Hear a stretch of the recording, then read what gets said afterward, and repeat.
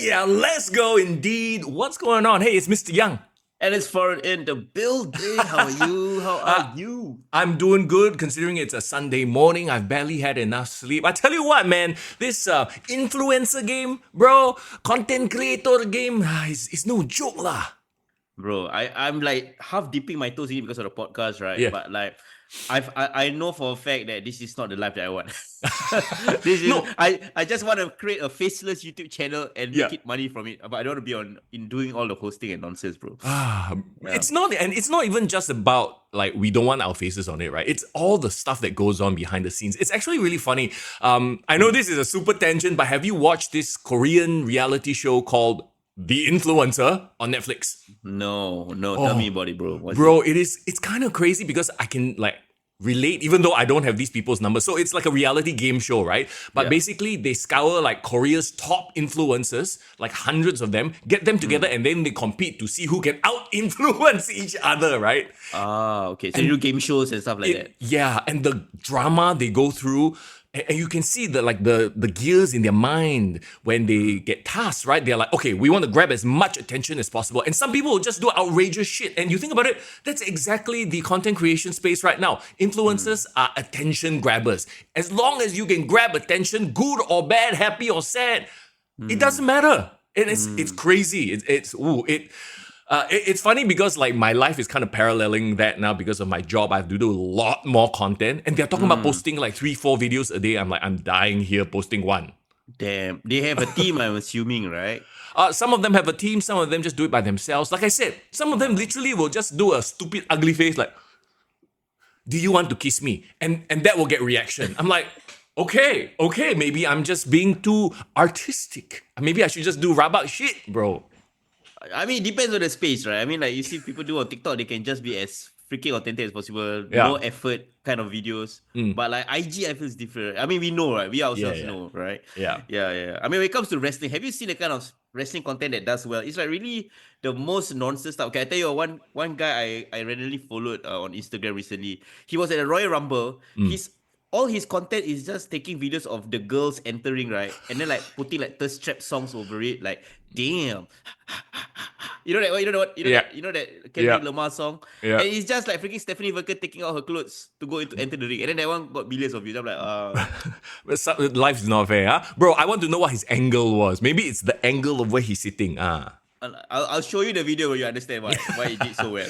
Actually, talking about social media, it is because of one of my favorite wrestling-related social media pages that I found out that 2 former WWE stars have in fact collaborated in... maybe I'll put it this way. The collaboration that some people might find very juicy, but literally nobody has asked for. I have no idea what you're talking about, Mr. Yasuke. Can you, Well, hang on. I don't want to reveal the surprise just yet. I've learned a thing or two from watching this Netflix influencer show. Okay, we need to drop a tease, and you got to stick around later because it's to do with 2 former female WWE superstars. Yes, and a paid service they now provide. I see. Patreon. No. Patreon.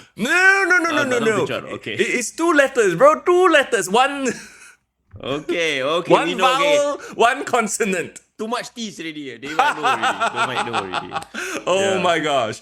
But yes, talking about the wrestling, that's why we're here, right? And we appreciate you joining us here on, maybe you're watching the full version, maybe you're watching the clips on our YouTube page right now. As we spoke of on our debut episode, we're trying a little bit of a different format, and I hope you guys are enjoying it. Yeah, man. Like, thanks so much, guys, for not only just watching our live stream. Right after Royal Rumble, we went live, right? That's our first episode. But if you guys notice our YouTube channel, we've been posting out clips a la cornet style throughout the week, So, for those people who are like, alamak, these people... Wait, hang on. You talk as if he pioneered their style, bro. A lot of YouTubers do it that way. Bro, but he popularized it, at least in the wrestling space, right? To be fair. Okay, but, sure. But the point is, right, if you guys don't want to hear us ramble for 2 hours straight on our weekly episodes, now you got bite size. I mean, the bite size is like 39 minutes, lah. To be fair though, and this is as a listener of various podcasts, right? I like the nonsense rambling bullshit, to be honest. Yeah. Sometimes when people talk about, their lawn being effed up, or when Eric Yeah. Bischoff talks about, the bus ride he took and it was horrible, blah, blah. I like that sort of connection. And hopefully that's why you enjoy hanging out with us here on this podcast as well. Yeah, for sure. So, like, as we mentioned last week, we will definitely go to do at least a monthly live stream. I think it makes sense to go right after pay-per-views. I think Yes. that's when things are most hype. You guys want to talk, right? Yeah. Excuse me, they're called PLEs now. Please get it right. Thank you. Is that you, Nick Khan? What are you? Hey, wait, Nick Khan, excuse me. That's Tony Khan, bro. Nick is the better Khan. Hey, bro, Tony living on a boat, don't play. Actually, that's very... And, here we go. We were like, let's not sidetrack too much. Bro, 5 minutes in. remember that song by The Lonely Island and T-Pain, one of my favorite spoof songs back in the day? I'm on a boat, I'm on the boat. Yeah, for sure. I picture Tony Khan living life like that. I'm on a boat. I don't care about my wrestlers or my booking. I'm living on a boat. I don't know, man. I think I think he's quite sweet lah. You know what I mean? Like, whereas, this I forgot this Adam Sandler movie where he's just a kid. Like, he's a very childish guy. So it's like, when you're rich as rich as boss kid, right? Like, you can do all this nonsense and all this like more what's the word? Indulgent. Indulgent. Spendthrift. Some people can go more through the lines of very weird, seedy, and fucked up shit like Vince McMahon. Yeah. But what Tony Khan chooses to do with his money is like collect his toys. Like, I mean, that's kind of wholesome if you think about it, right? He can do anything with his money, but he chooses to do wrestling. Yeah, and yachts, and hopefully nothing else. We will, we'll have to wait and see. Usually, there's no 10 toy years time. figures, that he's playing with, lah. Hopefully, Yeah. 10 years time, we'll see though the Dark Side of the Ring episode that exposes all. But okay, that aside, very quickly, let's talk about. Okay, these are accurate as of this Sunday morning where we are recording. Okay, Sunday morning, the 9th of February, by the way. Let's talk about WWE releases. And a couple of names have been released. Okay, looking at this list so far, and I think there might be more to come, but are you even really surprised at any of the people listed here? To be honest. If nothing else, I'm actually surprised at the timing of it, right? Like, usually WWE releases talent post WrestleMania, correct? Yes. But like, I've never actually remembered them, like releasing people at the start of the year, like right as the WrestleMania season is just about to start. What do you think about that? Well, I think a lot of it has to do with the fact that they pretty much know who they want to push and who they don't really have plans for. So I guess their mentality is might as well just do it now, right? And some of them, their contract just ran out and they were not renewed. Okay. So it's not a straight up release, yeah. Yeah, like you said, like a couple of them that like make sense. They haven't been doing much on TV, but some of them are really like wasted, man. Like one of them is like, oh, my eye candy, and then she's gone. Well, hang on. Just because she eye candy only, huh? No. She was in a good tag. So that's also one of the things that I was curious about. Why only one half of a tag team was released and the other half not? You know what I mean? Right. Well, I mean, as we go through the list, I guess we can sort of discuss that a little bit. Okay, here we go. The first one that kind of kicked things off. He actually went on social media to announce his release. Cedric Alexander, coming off a loss on NXT actually recently. Yeah, actually, I didn't know what happened to Cedric Alexander after the Hurt Business left. Like, where did he go back to NXT? Was he on 205? 205? What are we in, like 2021? No. There's no 205. He's been on NXT and he's sort of just been here or there. You know what I mean? He's one of those guys they use sparingly, and unfortunately, I guess they really had nothing to do with him. Honestly, this is probably a good thing for him. Let's try to look at it at a positive, because now, and a lot of people have mentioned it online, his best move is to just go to AEW, make the money, and be with his Hurt Syndicate friends. Rejoin them in the Hurt Syndicate. It makes a lot of sense, right? Yeah, and here's the thing. I would rather see him in the Hurt Syndicate than Ricochet. Because that's what they're trying to do, right? Recruit Ricochet in the beginning, and then actually, in the end, they went for Cedric Alexander in WWE. Do you know about this story? Yes. Yeah. Now looking at Ricochet and what he's doing in AEW, it makes perfect sense. Well, Ricochet is doing better in AEW, in my opinion. I mean, the go away heat, somehow he's managed to convert it into like proper heat from what I'm seeing. So yeah, sure, Mr. Scissors, the golden scissors for no, whatever reason. he wears specs now, bro. Now more evil, bro. Bro don't even have hair. I don't know why Caesars. And that's another topic for another day. But like, you know how wrestlers have an assigned weapon is their weapon? Like at some point it gets like, I feel like we should put the blame on Triple H for this. When the second he had his own trademark weapon, suddenly everybody got a trademark weapon. Yeah, everybody gotta get their shit in, you know what I mean? Oh, and talking about social media, we'll get to that in a bit. So okay, there you go. That's Cedric and Alexander. Let's get back to him. I want to say something about Cedric Alexander's release as well. The first person that I saw posting about it, right, wasn't Cedric Alexander. I did see his Instagram post after that. Okay. But the first person that posted about Cedric Alexander was, of all people, Mustafa Ali. Because they're probably buddies from before. If you guys remember, like the biggest feud in 205 Live was Mustafa Ali and Cedric Alexander. Remember when they were trying to push the cruiserweight division on Raw? Yeah. And they had this amazing match that ended up being on the pre-show on WrestleMania 34. So like, I feel like, it makes sense for him to go back to the Indies. He has a lot of his friends, a lot of his rivals, previous enemies there as well. So it's a good landing spot, because I really feel, again, it's just a case of there's nothing for you here in WWE right now. Correct. And yes, he's ultra talented. Like we talked about, either AEW makes sense. TNA, go restart your feud with Mustafa Ali. TNA has been doing so well, bro. Yes, so well. So I'm happy for them that they get this opportunity. So the options is go and get all your extra money and do nonsense at AEW, or go TNA and work. I think it's fine. He's going to be fine.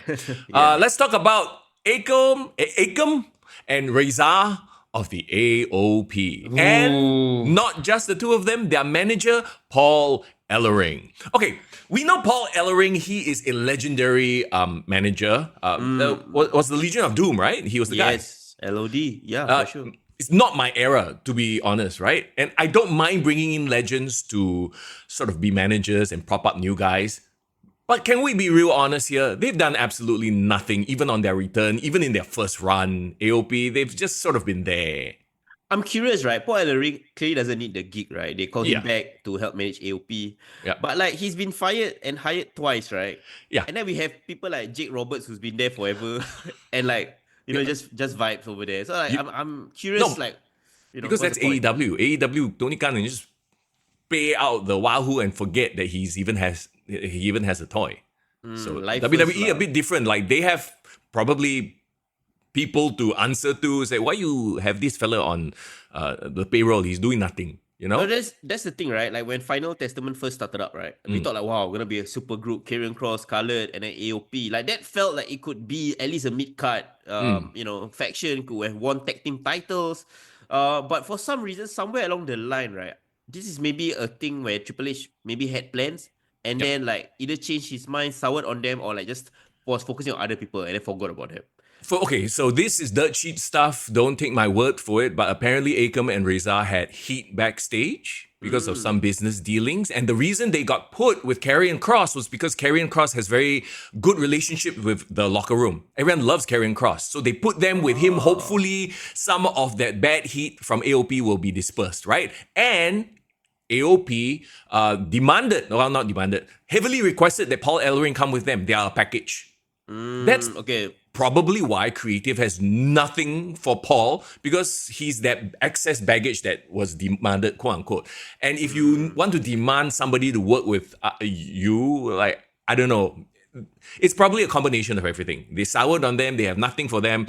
And if you don't like somebody, you're less likely to try to push them or make a story for them. You know what I mean? And to me, like, AOP leaving, but it's still having like Karrion Kross on the roster doing like, really like improving recently, especially having more screen time. I love him as the devil over somebody's shoulder. Like, he's that guy now. Anytime somebody is teasing a heel, suddenly Karrion, hello.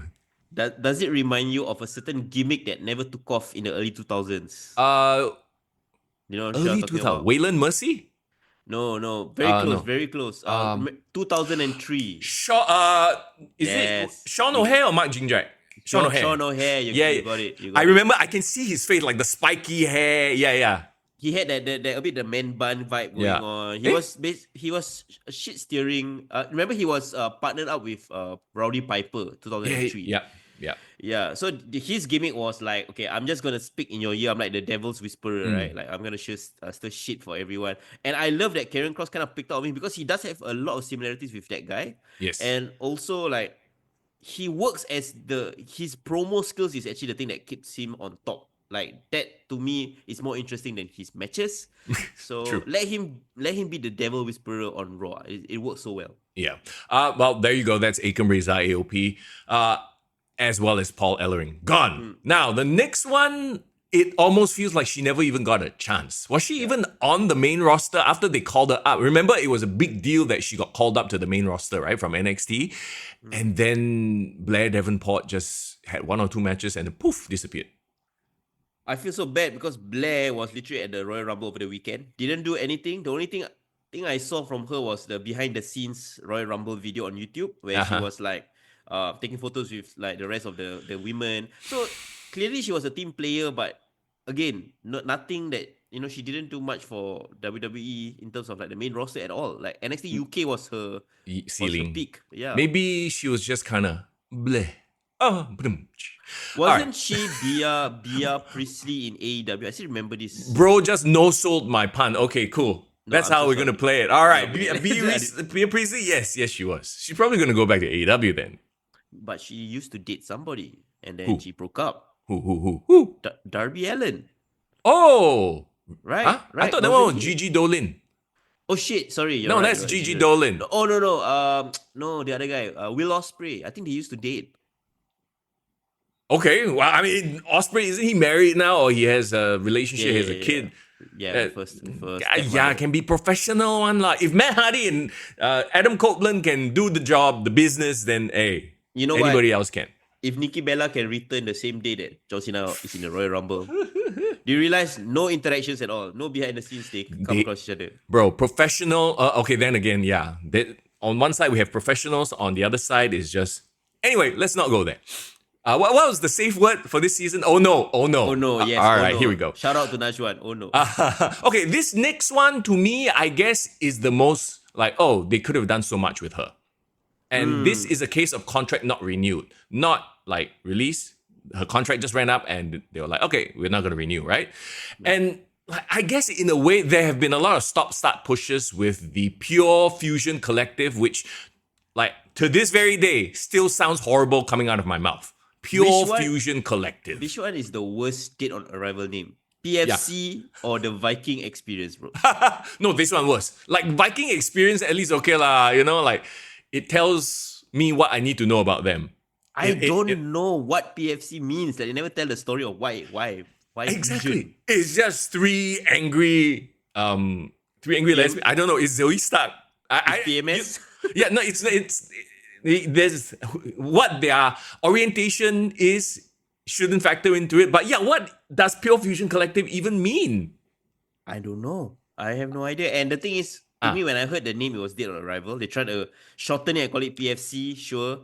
But what was interesting wasn't that. The interesting thing was Sonya Deville becoming the manager for both of them and like kind of being this female shield, right? That was what they were trying to do, right?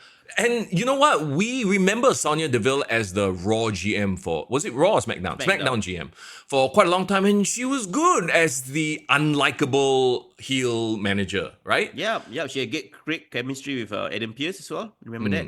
And I always thought she had a great look. Even though her in-ring was kind of right, I guess she's one of those that tries to mix MMA into... I've said this before, I'll say it again lah. Only 1 or 2 people can pull off the MMA gimmick well. Anyone else who tries to do it, it just doesn't work.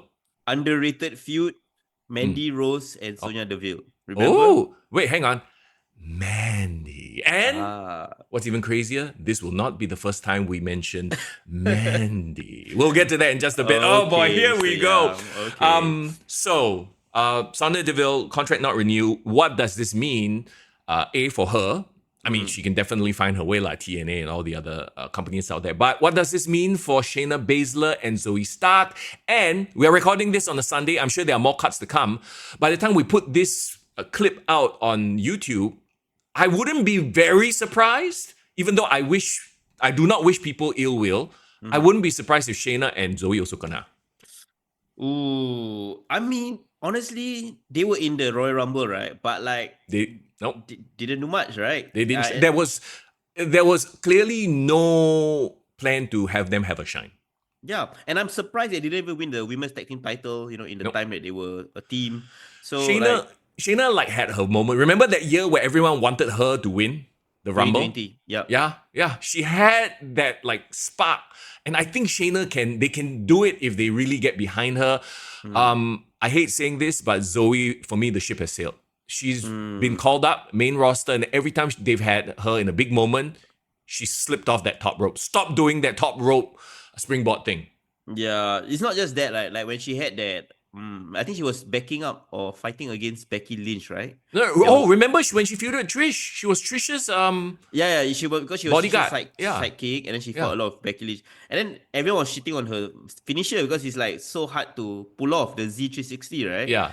I don't know. I just felt like maybe her ceiling should be like a smaller company, perhaps.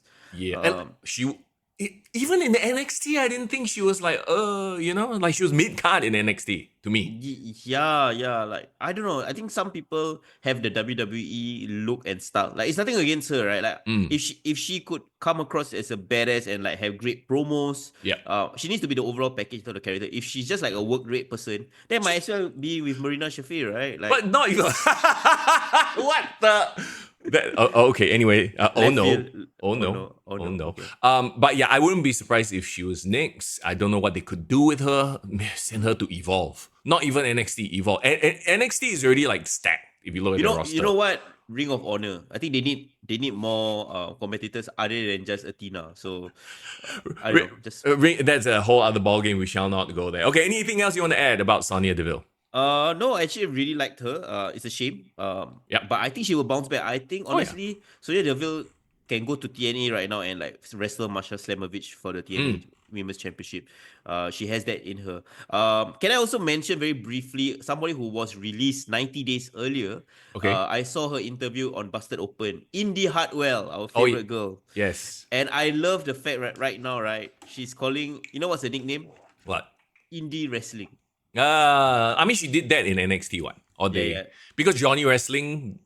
Yes. So I think it makes sense. She should be the queen of the indies, right? Based on her name alone. So sure. I do hope all these people bounce back really, really well. Okay, let's move on then to the next one. Again, another one we thought had a lot of potential, and interestingly enough, her partner was not released. They gave them a run with the women's tag titles for a bit, and they were just flat. Every time they came out, there's no buzz around. Do you remember the name? Some unnatural talent or unnatural? No, it was some mystic sounding thing. But okay, Unholy Union. Unholy Union. The Unholy Onion. More like.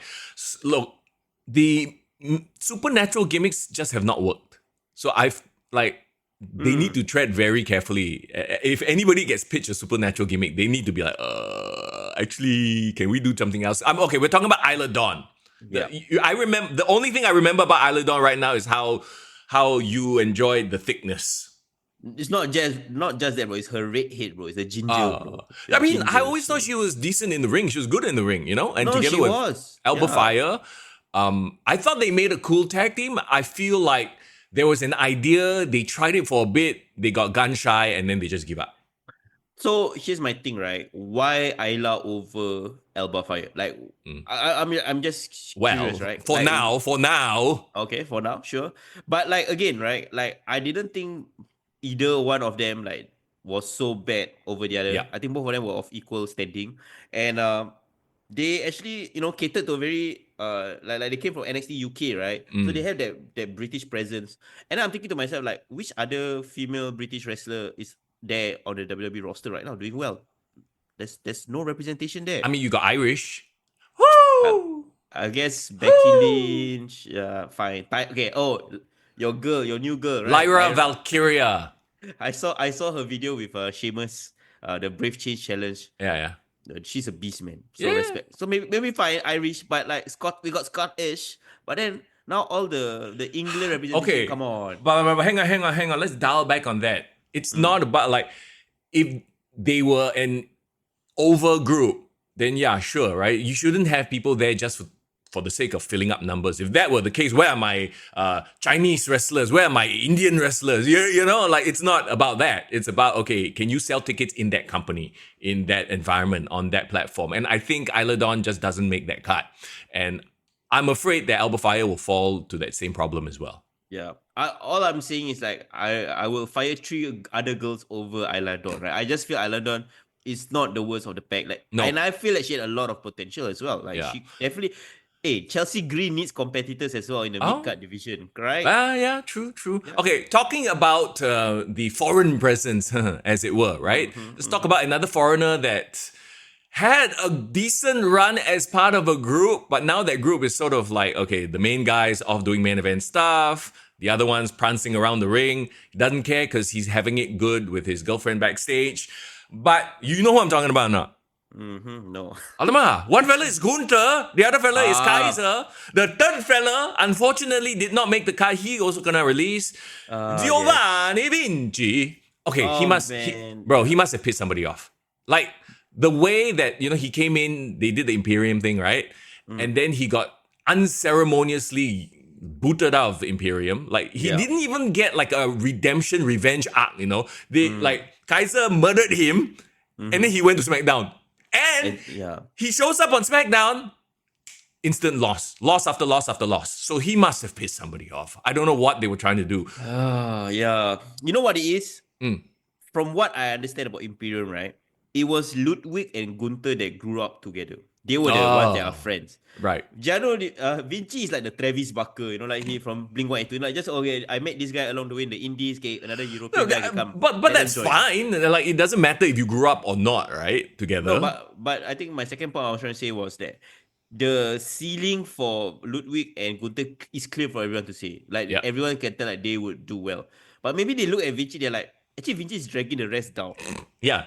That's why we split them up. And then, they brought him over to SmackDown. Remember, they had the vignettes for the European Excellence, even though we remember him losing left, right, and center. And the European Excellence gimmick was from NXT. So they literally, I don't know if it's a case of, all right, you give us an idea, and he has no ideas. And he just came out with the same old shit. And they're like, okay, this guy maybe is not it. And then when he debuted on SmackDown, or re-debuted, didn't he like lose in like 10 seconds or something? Correct. They squashed him, and then he just kept losing whenever he would once in a while show up. So like there has been no clear direction for this guy. Like, it's clear that either somebody doesn't like him or they had an idea. Maybe like, remember what's his face? Kurt Hawkins had like a losing streak type gimmick. And those usually go nowhere. I think it's generally a case where like if you need to trim the fat on the roster, he's definitely one of it lah. Like there's nothing much, you know. Okay, last two, they are a tag team. They've been around. They have a very strong association with the main eventer, right? And they are like two guys you can use anywhere. And I'm sure they'll go back to the Japan scene. Maybe they'll go to AEW. Talking about the Good Brothers, Carl Anderson and Luke Gallows. Nerd! Talk about people who have been hired and fired more than 3 times. Yeah. They should have stayed in AEW, right? Weren't they like part of the group with Kenny Omega, remember? Oh yeah. Were they? They were there for like a cup of tea. I don't even remember. No, they were actually part of TNA, but during that TNA and AEW crossover, they came a lot. So I think they are those guys that are made for the indies. Like they are well settled. And I just felt like when they were in WWE, they couldn't show their personality, or their personality didn't really come out as much. So, what is their personality? If you were to describe to me the Good Brothers, what is their personality? They're just a bunch of like bullying jocks lah. Like, and they do it really, really well. Oh, sure, I guess. Yeah, and they can't keep coasting on like their friendship with AJ Styles. You know, like AJ Styles doesn't have that much of a sway to like, okay, I need to keep all my friends in this company. Well, actually, to be honest, I totally see them going to TNA, doing some stuff. And then once in a while, they just show back up on the WWE because TNA and WWE have that connection now. Yeah. You know what I really want them to do? I want them to actually do a run back in Japan. I think that's when they were the most popular. And Carl Anderson was taken seriously as a singles wrestler then. But bro, to be honest, the Japan scene also not happening now. In a lot of ways, AEW has wrecked the Japan scene. New Japan, for to be sure, exact. For sure. That's why I'm campaigning for more wrestlers to go back to Japan to rejuvenate the scene. Yes. You know, Yeah, like yeah, give them some exactly, interest, right? you know, like fucking But let Omar stay there for 1 year lah. okay, so there you go. Those are the releases. Like I said, we have recorded this on a Sunday morning. There might be more to come. We don't know. Yep. If any other big names pop up, we'll do an addendum. We'll jump on TikTok, something like that. We'll post a video about it. Yeah, we'll definitely post it out or clip it out. So, unfortunate, very unfortunate. Again, like to me, the timing was a bit iffy right before WrestleMania. So, but again, maybe they just want to focus on what they have. Focus on their team. You know what it reminds me of, bro? What? The football January transfer window, bro. Oh, It's like the mid-season transfer. Like you want to push people out. Like okay lah, focus on the remaining people going for the titles that they want. Well, more than ever, the WWE seems like they have a very long-term plan, and these folks clearly didn't fit in that plan. So what happened lah. Okay, once again, everybody, thank you for joining us here on the podcast. We especially appreciate it if you're watching the long one. That's where you'll get all our random interactions inside. Yeah. Random interactions. Yes. Yeah. A shout out to our Patreon members as well. Like people, we didn't manage to shout it out. And if you guys are on the chat right now, watching us on the live stream, really appreciate your support. We have new members join recently. So again, stay tuned to the end of the episode. We're gonna give some perks for our Patreon members. So watch out for that. In the meantime, though, okay, let's get down to business as it relates to the post-Rumble fallout, right? Okay, so I love right now that they're putting the entire machine behind one certain Jey Uso. He kicked off Raw, he kicked off SmackDown. And you know what is crazy? Despite the internet going, no, Jey, and I used to be one of those guys. You remember, I was always like, Jey, I don't... This shows you, right?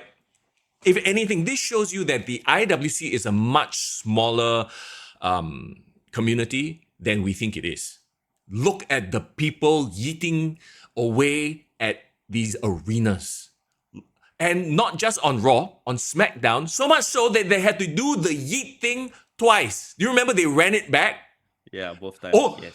Triple H is like, yes, Jey, help us kill time. We have a 3-hour SmackDown. Just do the yeet thing twice, 3 times if you want. Yeah, oh my God. Is Jey winning you over, bro? As a person, as a character, okay, he's winning me over in that the story is winning me over more than the wrestler. Does that make sense? Yep.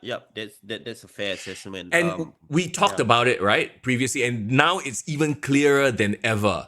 The Yes movement, the Kofi Mania movement, this is happening all over again. Whatever they decide to call this Yeet Mania, Yeet movement, we are going to get an underdog guy who nobody thinks will win. And the fans are going to push him and carry him all the way to WrestleMania. So, this is my prediction. He's going to get his ass kicked. He's going to have shit thrown at him. Gunther is going to brutalize him on the road to WrestleMania. They are going to give us every impression that he cannot do it. But he will do it. You know, this is that story and I love it. I'm here for it. It's the ultimate underdog story that you're trying to tell. It's so crazy, right? Like this time last week, right? Right after the Rumble, we were like, Jey Uso of all people. Yeah. Like, are we gonna see him against Gunther? Do we want to see that?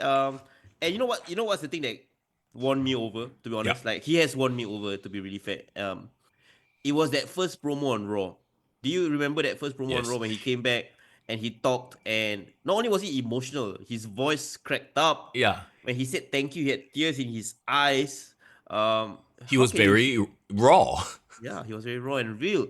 How can you hate a guy after that? Like, you know, like then that's when I do realize, like, hey, this guy has been. You talk about Joe Hendry being an overnight, 15-year overnight sensation, right? Yeah. Jey Uso has been grinding since 2010, right? Tag team wrestler for the majority of his career.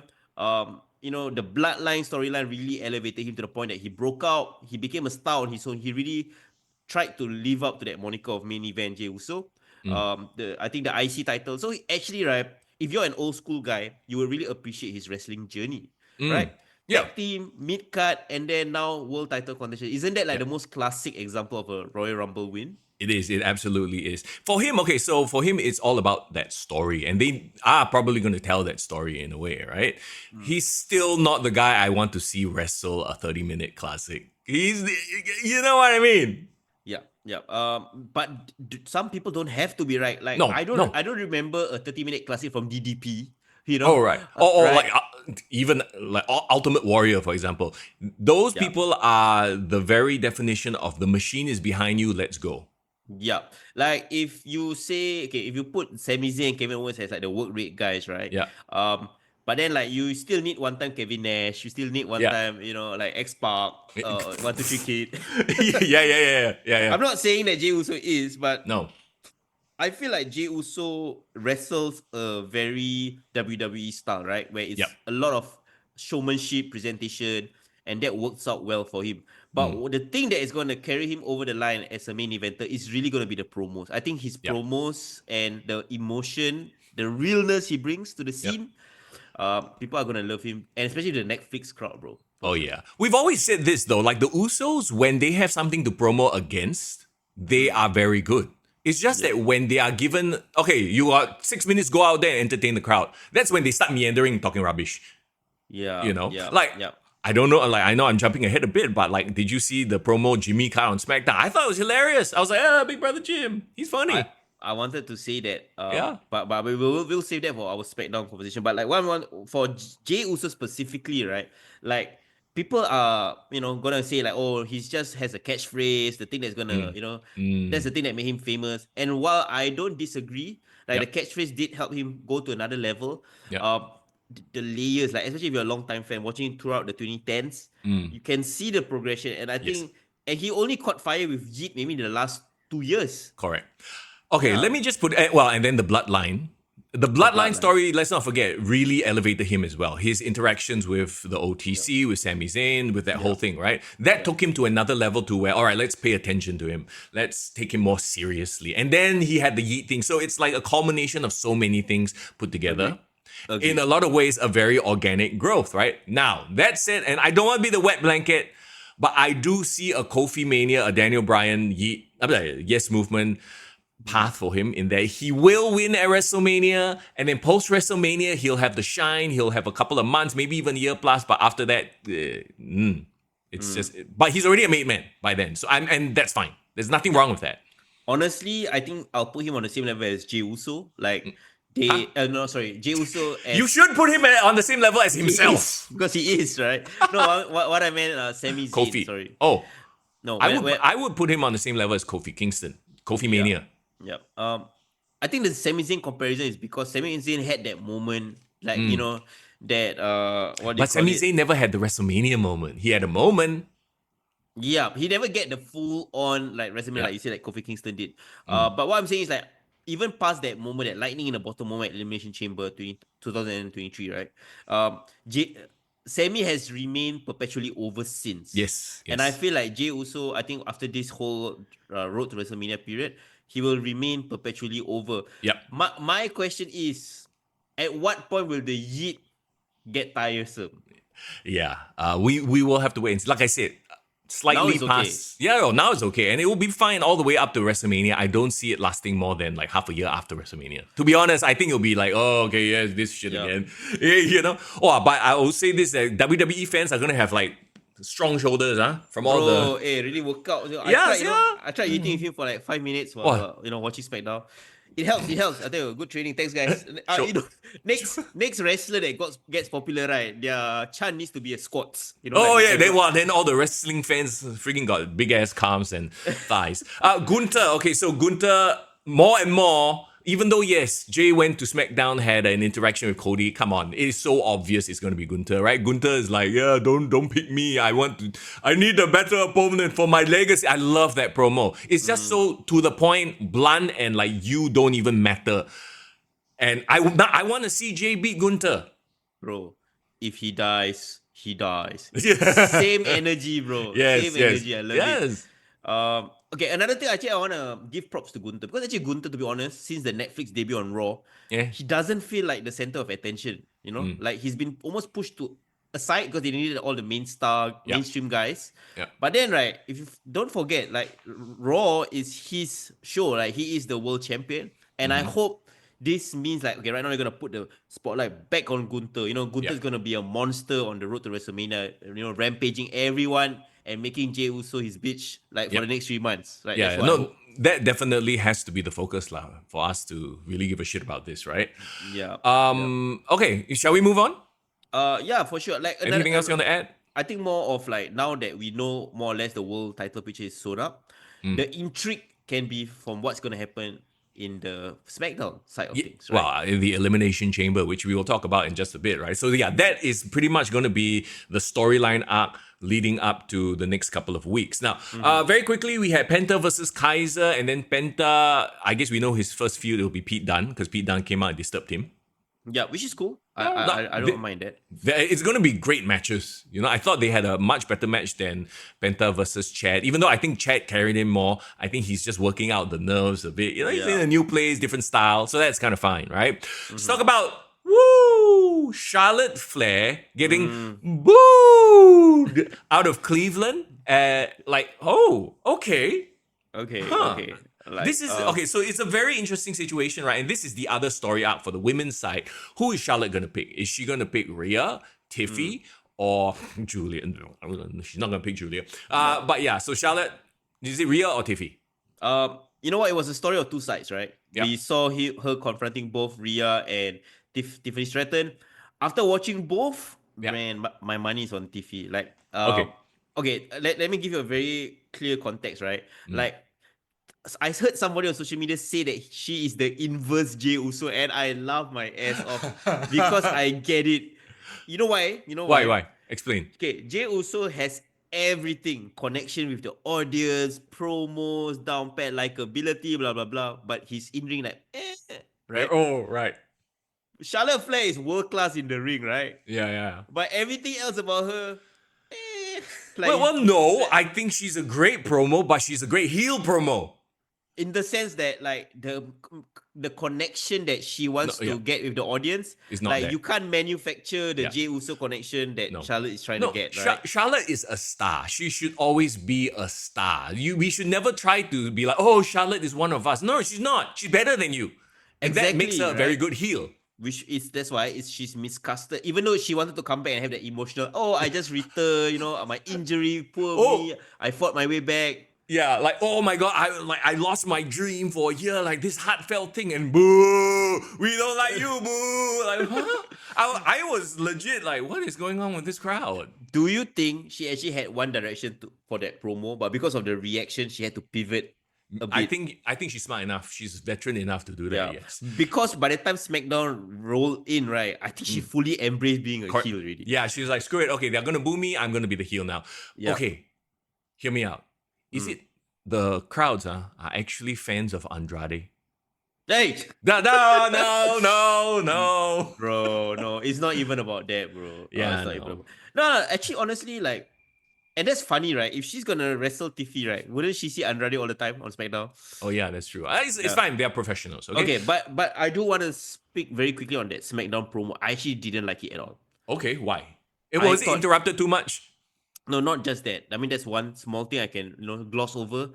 I felt that she was very disrespectful to Tiffany Stratton, but not in a heel building up kind of way.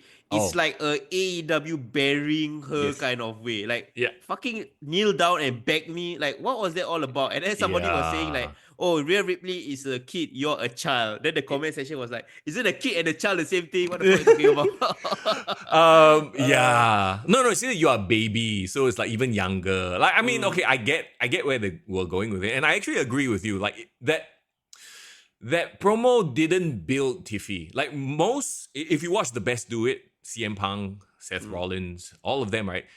Even as a heel, they will powder the babyface a little bit first before cutting them down to sell the match. If you just straight up, oh, you're a bitch, you got back knee, you got small balls, blah blah blah, like okay, so whatever lah, But basically, an AEW promo.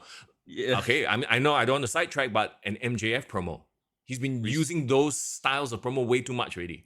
Yeah. In that he just cuts the opponent down to a point where I don't even care about the match. Yeah, this guy is a loser. Why would I want to see him fight? Yeah, if you delegitimize your potential opponent, why would people pay money to see it? And another angle I didn't like that Charlotte was doing is that she made the champions beg for her to pick them. Yeah. Insinuating that she is a bigger deal than the championship title itself. And maybe that's why the audience feels that. And they Yeah. are booing her. Be like, you think you are such a big shit, you know? Yeah, like it's like, yeah, if I'm Undertaker, right? Like, fighting me is an honor, better than a championship. But he didn't have to say that. The Yes. fans bestowed that title to Yes, him. people, the commentators maybe mentioned, the fans on the internet said the general sentiment is there, but he didn't verbalize it. You're right. Yeah, yeah. But if Charlotte Flair was saying like, I'm here for the title, that is the biggest thing, and I deserve it better than you. You might be the champion, but it's because I wasn't here. So now I want the title back. Thanks for carrying it. At least there is some, focus on the title. Okay lah, so maybe this sets up Tiffy and Charlotte heel. Tiffy finally can go face because Tiffy has been getting cheers even though she's a heel, even though she does heelish things. So is this a heel versus heel kind of situation? We're not sure, right? So it's like a tweener versus a bigger heel.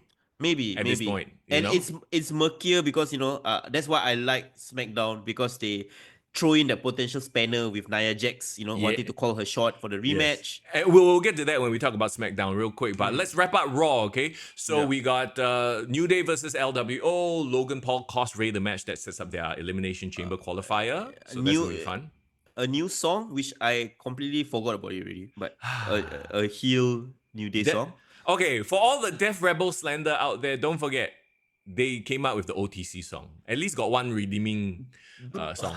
Okay? At least got one or two redeeming Hoobastank came out with the reason, bro. And I have not heard of Hoobastank since, Like, once in a while, you can have a one-hit wonder. Okay, to be honest, Jey Uso song is technically Death Rebel. So is it? Yes. Okay, Yeah. Fine. Day one-ish, yeah. So anyway, Liv Morgan beat Io Sky via DQ because Rhea Ripley came out and, she tried to like get in Liv's face, but she caused the DQ. So maybe Io's going to turn. There we have some interesting developments in the women's side of things. But that's the thing, right? I actually wanted Io in the Elimination Chamber. So if you have Liv go over her and Io is like, jilted, how do you continue building that story? Or is she just going to be a heel but doesn't have any effect on the title picture? Maybe she takes a break. I don't know. Yeah, that's a shame, right? Because Io was my girl to win the Royal Rumble. I thought she would at least have that second chance, but I mean, okay, Liv is the biggest star at this point, so maybe. Let's talk about Seth, CM Punk, Sami Zayn. So okay, Seth is still sort of this like he's pretty much a face, but when it comes to CM Punk, then he's like the antagonist. He starts losing it. He starts getting delulu. He is this year's Professional Hater Award, right? Last year we gave it to Drew McIntyre, we gave it to AJ Styles. But I think Seth is that guy. So you talk about the main event, right? CM Punk, Sami Zayn. Isn't this like a dream match for a lot of people? Like, have they ever done this match? I don't think so, No, their first ever time together because they miss each other on the indie scenes, right? Again, Kevin Owens and CM Punk have never had a big match as well. Yeah. There are actually a lot of quote-unquote dream matches that the WWE have yet to present with CM Punk. And I love this match. This is a really good match. Yeah, I wish they actually made a bigger deal of them being first time. I think they mentioned it, but like, I wish Sami Zayn and CM Punk had a promo to start off the show before they actually had the match. That would have been so good, right? Honestly, I thought it was fine because first of all, there was stakes, a spot in the EC, right? And maybe it's the product right now. Everybody was cheering everything in this match. It's like usually two baby faces, like who do cheer? No, everyone wanted both of them to win. Yeah, I agreed. And I don't know, man. Like, okay, because Sami Zayn was the victim of an attack at the end of the Raw, right? Yeah, with the pile driver and all that. So okay, they tried to like make it look as if Sami Zayn was going to attack CM Punk. I don't know if you saw that like weird thing, right? Where they shake hands, CM Punk goes over, CM Punk turns around, so his back is to Sami Zayn, and I think the long-time wrestling viewer in me was like, oh, is he going to attack? Are they trying to tease something? And then Kevin Owens attacks Sami Zayn from behind. Yeah. So I choose to believe, it might be copium, I choose to believe that they are purposely doing these things to get us to feel like, oh, is something going to happen? But then they swerve us with something else. Agreed. Bravo, storytellers. I like, the Sami Zayn still trying to tread that story of like, should you be more selfish going forward, And then the very sudden attack from Kevin Owens. Yeah. I groaned, to be honest. Okay. I had the same thought. because the idea, the potential Sammy versus KO match, it's like, how many times do we have to see this? Yeah, yeah. Right? But do you think it's because we've watched their journey from NXT? And if we take out the NXT past, a lot of people maybe have not watched that. Maybe we can say, okay, this still has legs. So being, trying to be as objective as possible, right? Like I was kind of looking back at their previous matches. Like they had a banger in 2016 Battleground. Yeah. And they were still young in the careers. Like they were only one in the roster. So okay, they had a lot. They are basically mid-carders trying to prove themselves, their indie reputation to the masses, right? And then they had their second WrestleMania match, which was WrestleMania 37, 2021. And that was like, that was just like a fluff WrestleMania, right? It was the COVID pandemic just coming out of it. And at that point in time, do you remember Sami Zayn was looking like Chef Guerrero, like with that whole stupid Conspiracy Cuban-looking theorist gimmick. guy. Yeah. So it wasn't like the fully optimized, Yeah. And then fully optimized Sami Zayn. And then Kevin Owens was like, just like a shit-talking guy. But we don't have the connection that we have for both of them, right? Yeah. Why I grew was because we had the entire storyline that culminated in them being tag team partners and winning the tag team titles together. I thought that was great. And even then, they had betrayal leading up to that. Remember War Games when KO and was on opposite side of Sami Zayn. Sami Zayn was in the bloodline. So like they have told so many stories. So I know people are gonna say like, oh, they're gonna destined to fight forever. Yeah. But what else can they tell in their story this time around that can last all the way to WrestleMania? Well, so this time around, and if you watch on SmackDown, KO justified his actions live from his car. Once again, he did a car promo thing. That's his thing now, right? Yeah. It's the whole friendship thing. Why didn't you come and help me? You just stood idly by while Cody Rhodes brutalized me. Still sick-looking spot that the Alabama slam onto the ladder, right? Yeah. And then in the Rumble, like he's freaking trying to save Roman Reigns, like our friend, like you're a crap friend and I hate you, blah blah blah. So that's that whole story, lor. Yeah. So like he's saying like you still choose to defend Roman Reigns and protect him over me, right? I get that story. What I'm just saying is like now clearly it's just gonna be like a one-on-one feud, right? Maybe that's what they wanted. They just wanted that WrestleMania showcase. I mean, okay, to be fair with the WWE right now, they do a very good job of sort of taking you on detours. So at some point, Cody will get involved and they'll have a triple threat or a tag team, or you know what I mean? So we will get multiple iterations before the actual main event. Yep. Not gonna lie, actually I kind of low-key wanted the Sami Zayn descent into evilness storyline more. I would have rather like Kevin Owens managed to get him into the dark side, So that would have been my way of putting it. But we shall see. I think it undoes like many years of character development if that happens. I think Sammy is in a very good spot right now. He's very likable. Yeah. And he and like he's that upper mid card, almost main eventer guy that anytime can be a main eventer, but also at the same time he can suffer 10,000 losses. People will still love him, and that's a very powerful asset to have. Yeah, agreed. It's not like Dolph Ziggler where everyone expects him to lose, right? Yeah. It's like if he loses, it doesn't take anything away from his character, how over he is. So yes. Yeah, I get it. But yeah, so that just was like, okay, that's not the ending I wanted, personally. Right. Well, we'll have to wait and see. Let them cook, as the kids say. Let's talk about SmackDown real quick. We mentioned earlier, Jey kicked it off again. Now Jey is interacting with Cody. They're gonna start a match right off the bat. Like this is great. Set up for shows, right? You have the starting segment that teases the main event. Yes. And the main event was going to be Tama Tonga and Jacob Fatu, versus Jey and Cody. So they did that whole thing, the setup lah. Because to be honest, at the end of the day, this match, it's a juicy main event, but it to me doesn't have ramifications for the future in terms of storyline. It was just a main event for to have a cool main event. Isn't to you lah personally, do you think that the bloodline is on its last legs, like the storyline? Yes, it's then again, the end of SmackDown indicates that there might be a little bit more, but absolutely, it is the sunset of the bloodline storyline as it is. Yeah. I just feel like it's not that the bloodline should end, but I just feel like everyone is such a big star coming out of it already. Yeah. They can have their own separate storyline, and the bloodline can be the Avengers movie. Correct. But like right now, can we go back to like the new Phase 5 or Phase 6 and everyone's like having separate stories? We don't really need to Yeah. exist there. Let everybody do their own little thing, and then maybe even 2-3 years later, then they come back Bloodline one time, huh? Yeah. So there you go. We had Bianca Belair beating Piper Niven, no surprise for the EC qualification. They are trying. Oh my god, they are trying so hard to get that tag team division over. DIY, Johnny Gargano and Tommaso Ciampa. Look, I don't think the promo was bad. It just doesn't seem big time. When you talk about how Johnny especially, have a ceiling, like they do great in a smaller crowd, like that's exactly what I felt when I watched Johnny cut a promo. I was like, there's nothing wrong with this promo, but it doesn't feel like a superstar. You know what I mean? NXT Johnny and Ciampa just felt like that was their level. Like that, it's perfect for them. But let me just say this. I think Ciampa has more. I think Ciampa can cross that line and make it into that big, main event scene.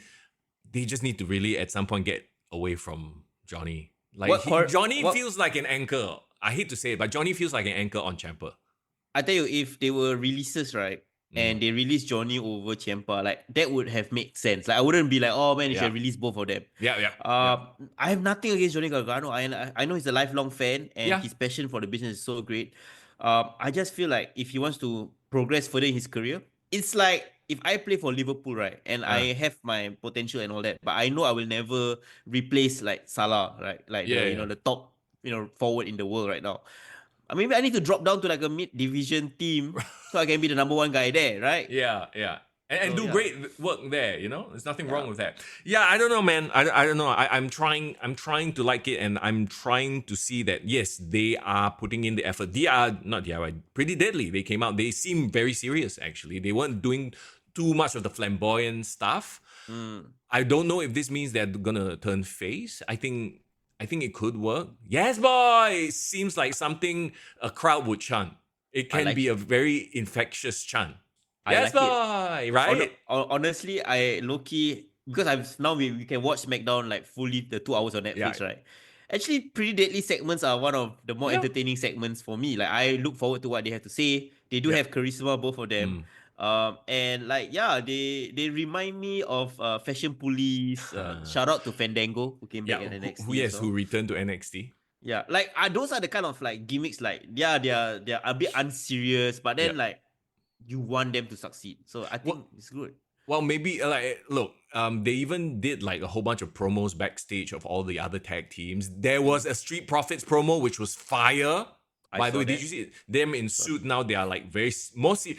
I don't want to say Hurt Business 3.0 lah, but got that vibe lah, Yeah. Maybe they took some clothing tips from Bobby Lashley when they were together. Yeah, in MVP, right? So I'm actually like quite interested in this tag team division now. You got Pretty Deadly, DIY, Motor City Machine Gun, Street Profits. It's definitely more interesting than the Raw tag team division. Let's just put it that way. Yeah, Raw is just like Judgment Day, Viking Raiders, and that's it, right? No, but that's the thing, right? Excuse me, War Raiders. Okay, War. Raw is war, bro. Why I feel like it's still very mid-card is like you have all these great tag teams, right? But there is no star tag team. Yeah. There is no like, the Bloodline, I guess, was a tag team, but I don't consider them like tag team. Yeah. But like, honestly, low-key, I think Street Profits can be that star tag team. Yes, I agree. They have the charisma, they have the vibe, and then along the way, when they do eventually win the title, then you can build up a young babyface team to take away those titles because they are such hated heels, right? Yeah. I have a prediction that either in WrestleMania is either the Pretty Deadly you get super over enough to win the titles and become the champions then, or Street Profits is going to take over. So that's my either or prediction for SmackDown's tag team division. So basically what we're saying is DIY seem like transitional champions lah. Yeah, they should transition back to NXT lah, in my opinion. Which, okay, that's the thing. Like, I hate saying that because I love them in NXT. On the main roster, we will never have that Gargano Ciampa feud, and because if they do it, it would be like, who gives a shit? you know what I mean, right? Like, but when they did it in NXT, there was so much history. We are connected to them because it's a much smaller vibe. So it's like Sami Zayn, Kevin Owens like, Mm. It's the same vibes, but it's just not on that level right now. Yeah, lah. There's levels to this game. All right, let's move on to another level, main event level. Actually, this is the one we want to talk about, right? Because Drew McIntyre comes out, he's smiling, talking about how he's on SmackDown, it's a new start, blah, blah, blah. A little bit disingenuous, still getting boos. I loved it. And then Jimmy, bro. Let's talk about Jimmy Uso. Yeah, Big Jim. Big Jim. I can say yeet. I can say no yeet. And like the crowd was there for it. Yeah. Can we also talk about the fact like Drew McIntyre is now officially on SmackDown? I actually saw I think on social media, Nick Aldis announced it. I was thinking to myself like, hey, you know what? Drew McIntyre going to SmackDown opens up a lot of possibilities for the main event scene there. Well, you know why, right? Well, because of the potential feud he might have with Damian Priest, who just got transferred to SmackDown as well. The match that we are like, do we really want to see this again? Because they just had the whole thing. I mean, actually, after SmackDown, I want to see another feud instead, bro. Okay. Bro. McIntyre, LA Knight? Yeah, holy shit. You know what? Maybe that tantrum that he threw, right? Actually can be the seed for something even better. Like this feud between them. It's a work. No, like we should know him. We should know them well enough. It happened after Survivor Series. Rumble. Wait, no. When CM Punk came back, Survivor Series. Yes, when Seth Rollins did the nonsense as well, right? Yeah, but there was also the report of him being very angry backstage in the locker room. And then now he was very angry backstage in the locker room because somebody had to guess. They are working the dirt sheets. It's so obvious. Bro, conspiracy theory, right? Like, yeah, maybe he was a bit upset, but then maybe he was like, you know what? Let's just leak this to the dirt sheets. Yeah, and so they can make it a thing, right? But I like how that not only did they reference it in the story, like in the promos, like that added a layer to people who have followed the dirt sheet, the internet marks, right? But for those who have no idea what the hell is going on, they just saw it as a really great promo. Yeah, so and that is one of the key differences between the professionals in WWE and AEW. Oh no. All right. Let's go. Let's safe word. Let's not tangent here. The match was fine. The LA Knights promo was hilarious, Comes out, does the whole like, don't be afraid to cry, call a friend, blah blah blah. And then I just had to get my stuff. I loved it, like, because we are on the quote unquote pulse of this type of stuff, right? Like I really feel like they're working the cheats here, and I'm here for it. LA is so good, bro. He's so good in his promos, and I know some people in our Discord channel were saying like, oh man, I wish his in-ring was matching up to his promos, because the way he set it up was interesting. He talked about mental health, right? Which is it's almost like a PSA that he felt strongly about. But then he flipped it around and make it a setup for that Drew McIntyre joke. I was like, wow, okay, I fell for it. Good for you. It's interesting to see the three of them, actually. The three of them represent very different, interesting promo styles. This is like, Drew is more like it's a bit like a Delulu Rye humor, right? Yeah. Then you got Jimmy, who's a little bit more like swag. haha, Street swag, in your face type humor. And then you have LA Knight, who is like classic, typical, like, the Rock style of humor. Redneck, Rock and Stone Cold. Do you see something that's very interesting about WWE right now? What? If you dial the clock back like maybe 10 years, 15 years, right? If it was a triple threat mid-card match, right? You have probably had like a Kalisto, a Ryback, or like somebody where got no personality. You know what I mean? Yes. This is very reminiscent of the Attitude Era, where you would randomly get Triple H versus Rock versus Stone Cold. Like, huh?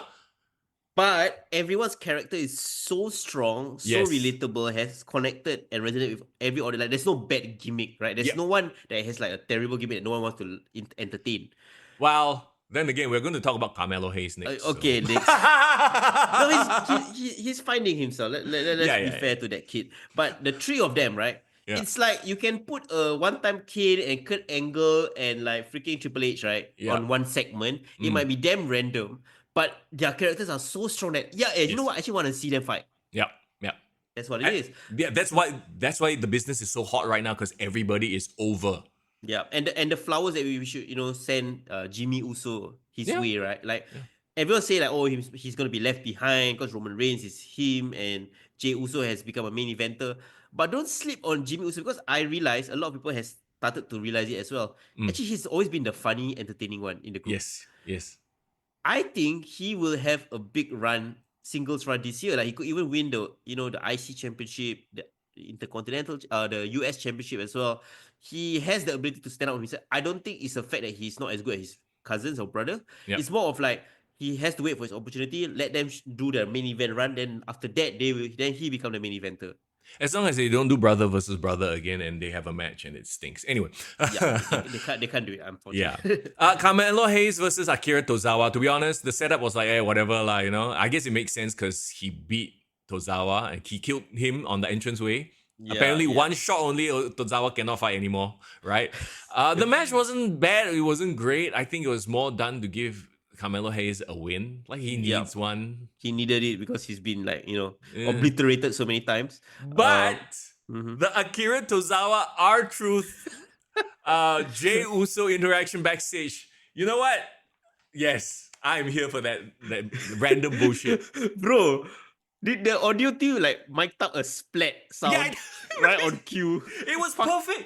Like, I don't know who comes up with this shit, but it was hilarious. Bro, like, R-Truth was like dropping poor Akira. And to your point, even in the Attitude Era, even Kai and Tai had a gimmick, had a personality. Like everybody had a vibe. And Akira, yes, he's a lower card guy, but it's like he played his role perfectly here as the guy who would get splattered on the floor.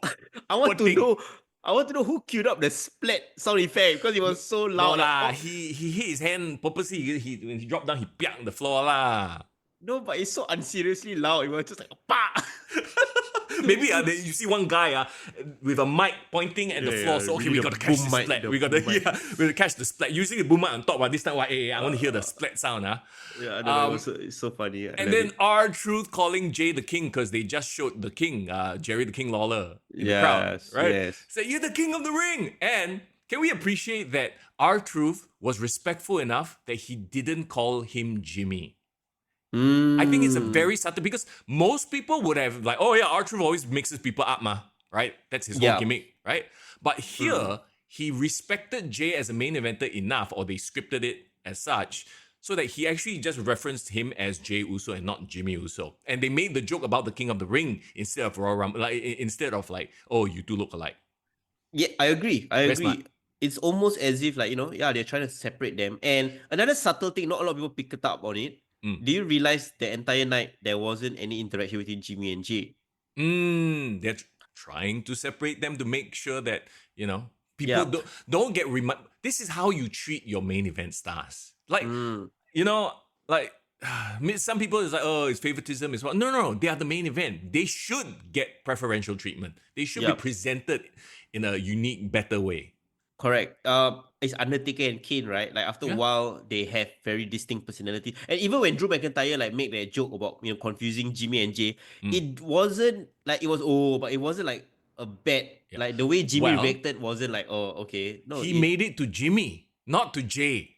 Yeah, because Jimmy is now the one that would have all these insecurities. Correct. Quote, unquote, right? Yes. Yeah. Jey is the main event guy already. He is the respected main event guy, and we should present him as such. Agreed. Great booking all around on SmackDown. Like, again, the matches is like I can watch and like skip through, but the segments, bro, is the thing that keeping me in, bro. This is cinema, bro. This is cinema, and then I'm sure some people are like, oh, you're not real wrestling fans. I'm like, it's entertainment, is what it is.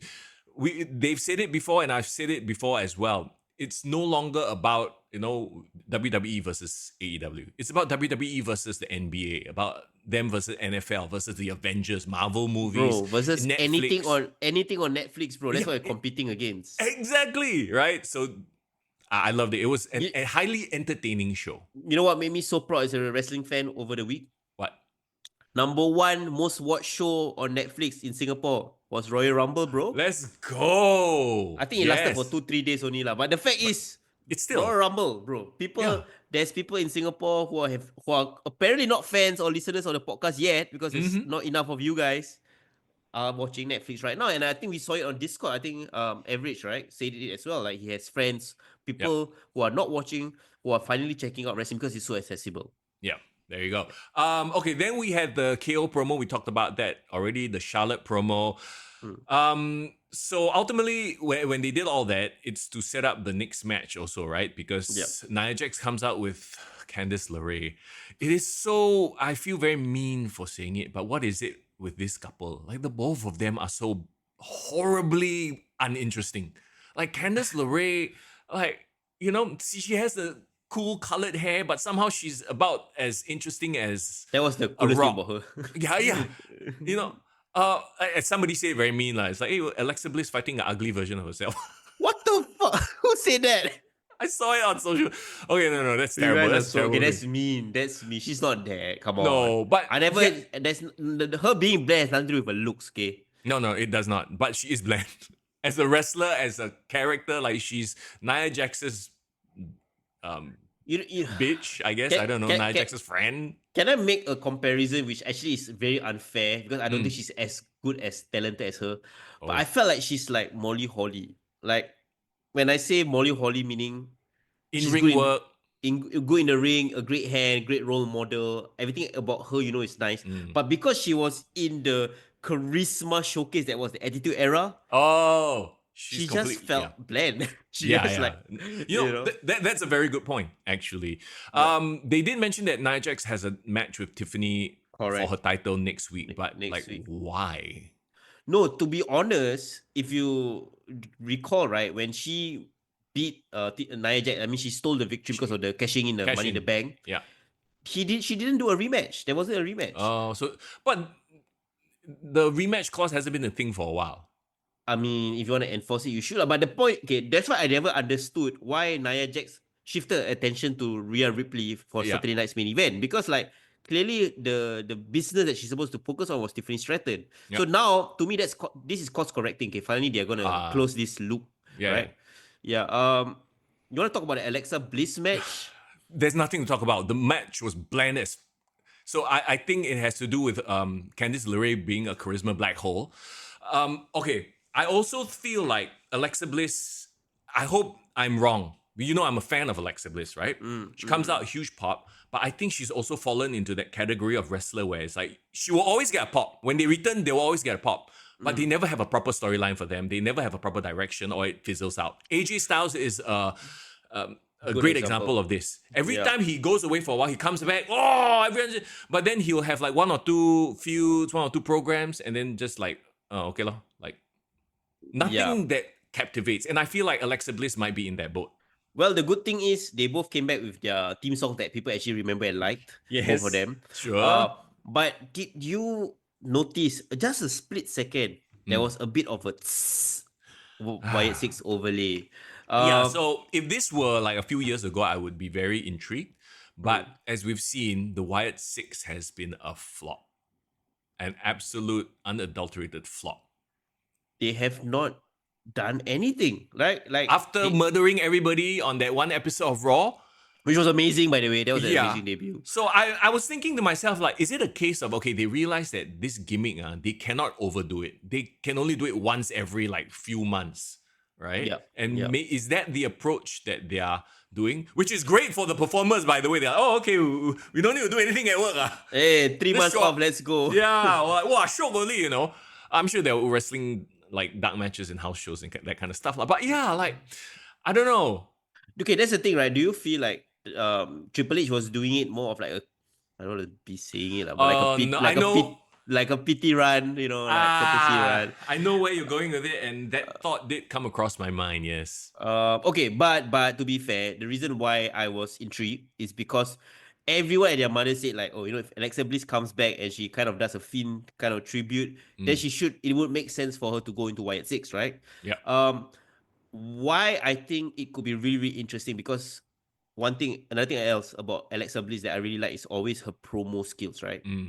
And I feel as great as I forgot his name. Bo Dallas. My God, that's how forgettable he has been since. As good as Bo Dallas is, and he does a good job as Howdy. Uncle Howdy. I just feel like the mouthpiece that could actually make the team or the group better is actually Alexa Bliss, right? Then wouldn't they be the Wyatt 7?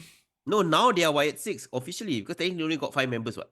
Yeah, lah, but Bray Wyatt was the sixth member, what? His spirit was always the Yeah, member, what? that's, But that's okay, so let's say she joins the Wyatt 6, right? Yeah. It doesn't change the fact that the Wyatt 6 as a gimmick is very hard to do in terms of making it A, believable in 2025, and B, like, it's either they have to go over everybody all the time, because, you know what I mean? Like, the Yeah. second they get into a match and they lose, the whole mystique goes away. Then they need to make it to a point where their mistake is not reliant on winning or losing or becoming unbeatable.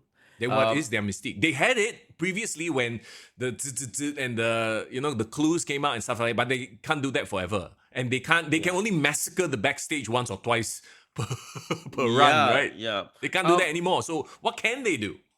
I mean, okay, let's look at the most successful example of a supernatural gimmick, right? Kane and The Undertaker, correct? Yeah.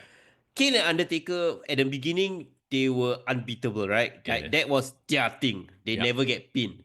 But then, after they suffered losses and all that, they had to develop something beyond that, right? Yeah, I mean, yes, along the way, Undertaker became a biker. He came back, he had that. Kane went for therapy, teamed up with Daniel Bryan, took off his mask, became commissioner or GM. So that's what I mean, right? Like, they need to have the Wyatts develop their personality to the point that they are so over that doesn't matter whether they win or lose. But bro, that ship has sailed already. We've seen Uncle Howdy or Bo Dallas on Raw get beat up by The Miz.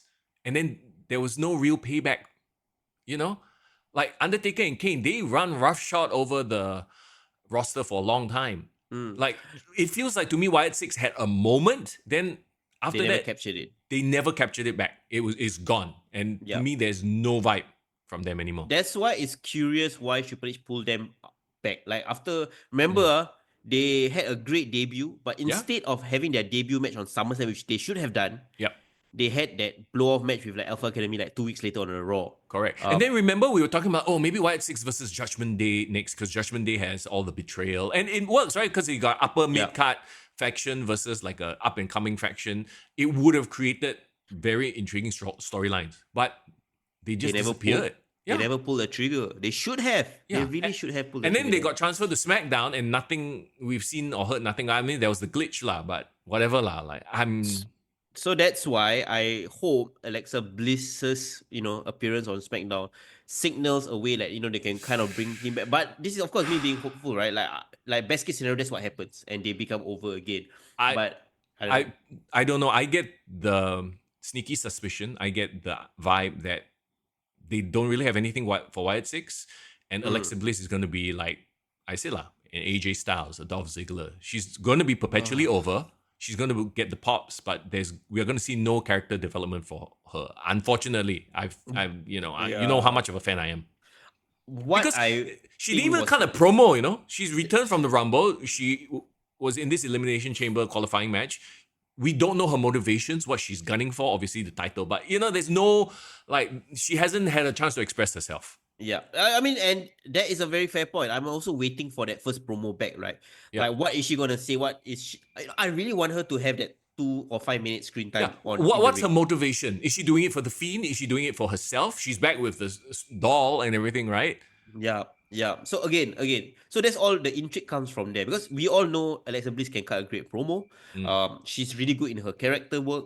So in that context, what can she say to make us care about her? And I believe that she can. Just have to wait and see. Are they going to set up Nikki Cross versus Alexa Bliss again? You know what? As a tag team, and they're both supernatural tag team, I think they're going to... If they don't win the women's tag team, I don't know what to say really. We'll wait and see. Okay. The main event was Cody and Jey versus Tama and Fatu. I mean, it made sense for Tama to take the loss, right? They just wanted to, It's an understandable booking win for the faces. To me, the main event was just a cool attraction, but it was all done to set up the big return of Solo. I love you so. Okay, interestingly, right? Now that Jacob suddenly has a voice and he's cutting raps and dropping bars every week, right? Where do you see Solo and Fatu? As in, what is their relationship now? Again, So I have there's no the idea. intrigue for us. For Yeah. SmackDown, there's the storyline that will fuel us for the next couple of weeks. Yeah, because it's clear like Solo is no longer the tribal chief. So that was his gimmick, right, for the last Yep. 6 months, right? Yep. And now that the bloodline storyline again, they have been reclaimed. They haven't officially called themselves any new name, but I know they Nope. do not want to be referred as the bloodline anymore. Um, is there anyone that you will root for between Solo and Fatu? Because people gravitate towards Jacob Fatu more, Oh, yes. but Fatu is essentially the biggest badass heel right now. Does that turn Solo babyface? Okay. So, what I I, don't know. what I I would don't like know. to see is Yeah. that they continue to they become a unit, but they don't call themselves the Bloodline. Like maybe they can call themselves Street Kings, since Solo is from the street. He's a street champion or some bullshit like that. That was his old gimmick, remember? Solo Okay. and Jacob are obviously from the streets as well, so they can do this whole like we're street gang type thing, but then you can still run that story of Jacob becoming bigger than Solo, and then Solo not liking it, not having it. So it's kind of like what happened with Roman, how Roman didn't like certain people getting bigger than him. Yeah. I'm just curious, where does Solo sit in the whole main event scene, right? Well, Going to obviously WrestleMania. they're setting up something with Solo and Cody again because he attacks Cody specifically. Yeah, but even if that's the case, that can be probably like a Elimination Chamber main event, but I don't think it will go all the way to WrestleMania. Yeah. But looking beyond that, like what can Solo do in WrestleMania to still retain his aura, or like his main event status? Maybe this is where he puts Jacob Fatu over. So we get Solo versus Jacob. So yes, they come back, they are a team now, but then he gets jealous of Jacob and his rising stardom. And then you have the story there. So you're saying that you're ready for Jacob to, overtake Solo Bro, and become the main I think person? everybody has been ready for that for a very long time, and that could be the fuel for Solo. Okay. Like, To be fair, yeah. that can work, because you see, the Judgment Day kick out Edge within like 2 months. You know what I mean? Like, Yeah, so yeah. I think if they were to kick out Solo now, okay, I think it's fine. It's been a year. Just that I just do not know how Solo can stand without the identity of a tribal chief, without Wow. being the leader of a faction. We'll have to wait and see.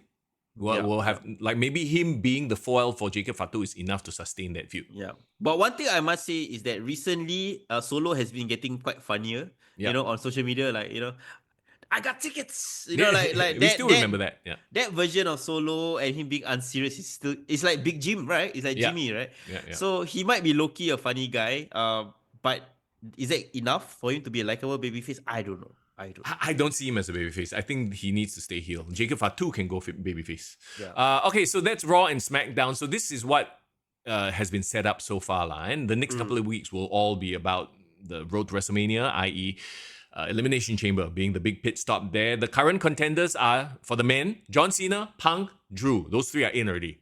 There's 3 more. So we are gonna see Ray versus Logan. It's gonna be Logan, right? Okay. Yeah. I mean, do you think Ray is gonna be in the EC? No, right?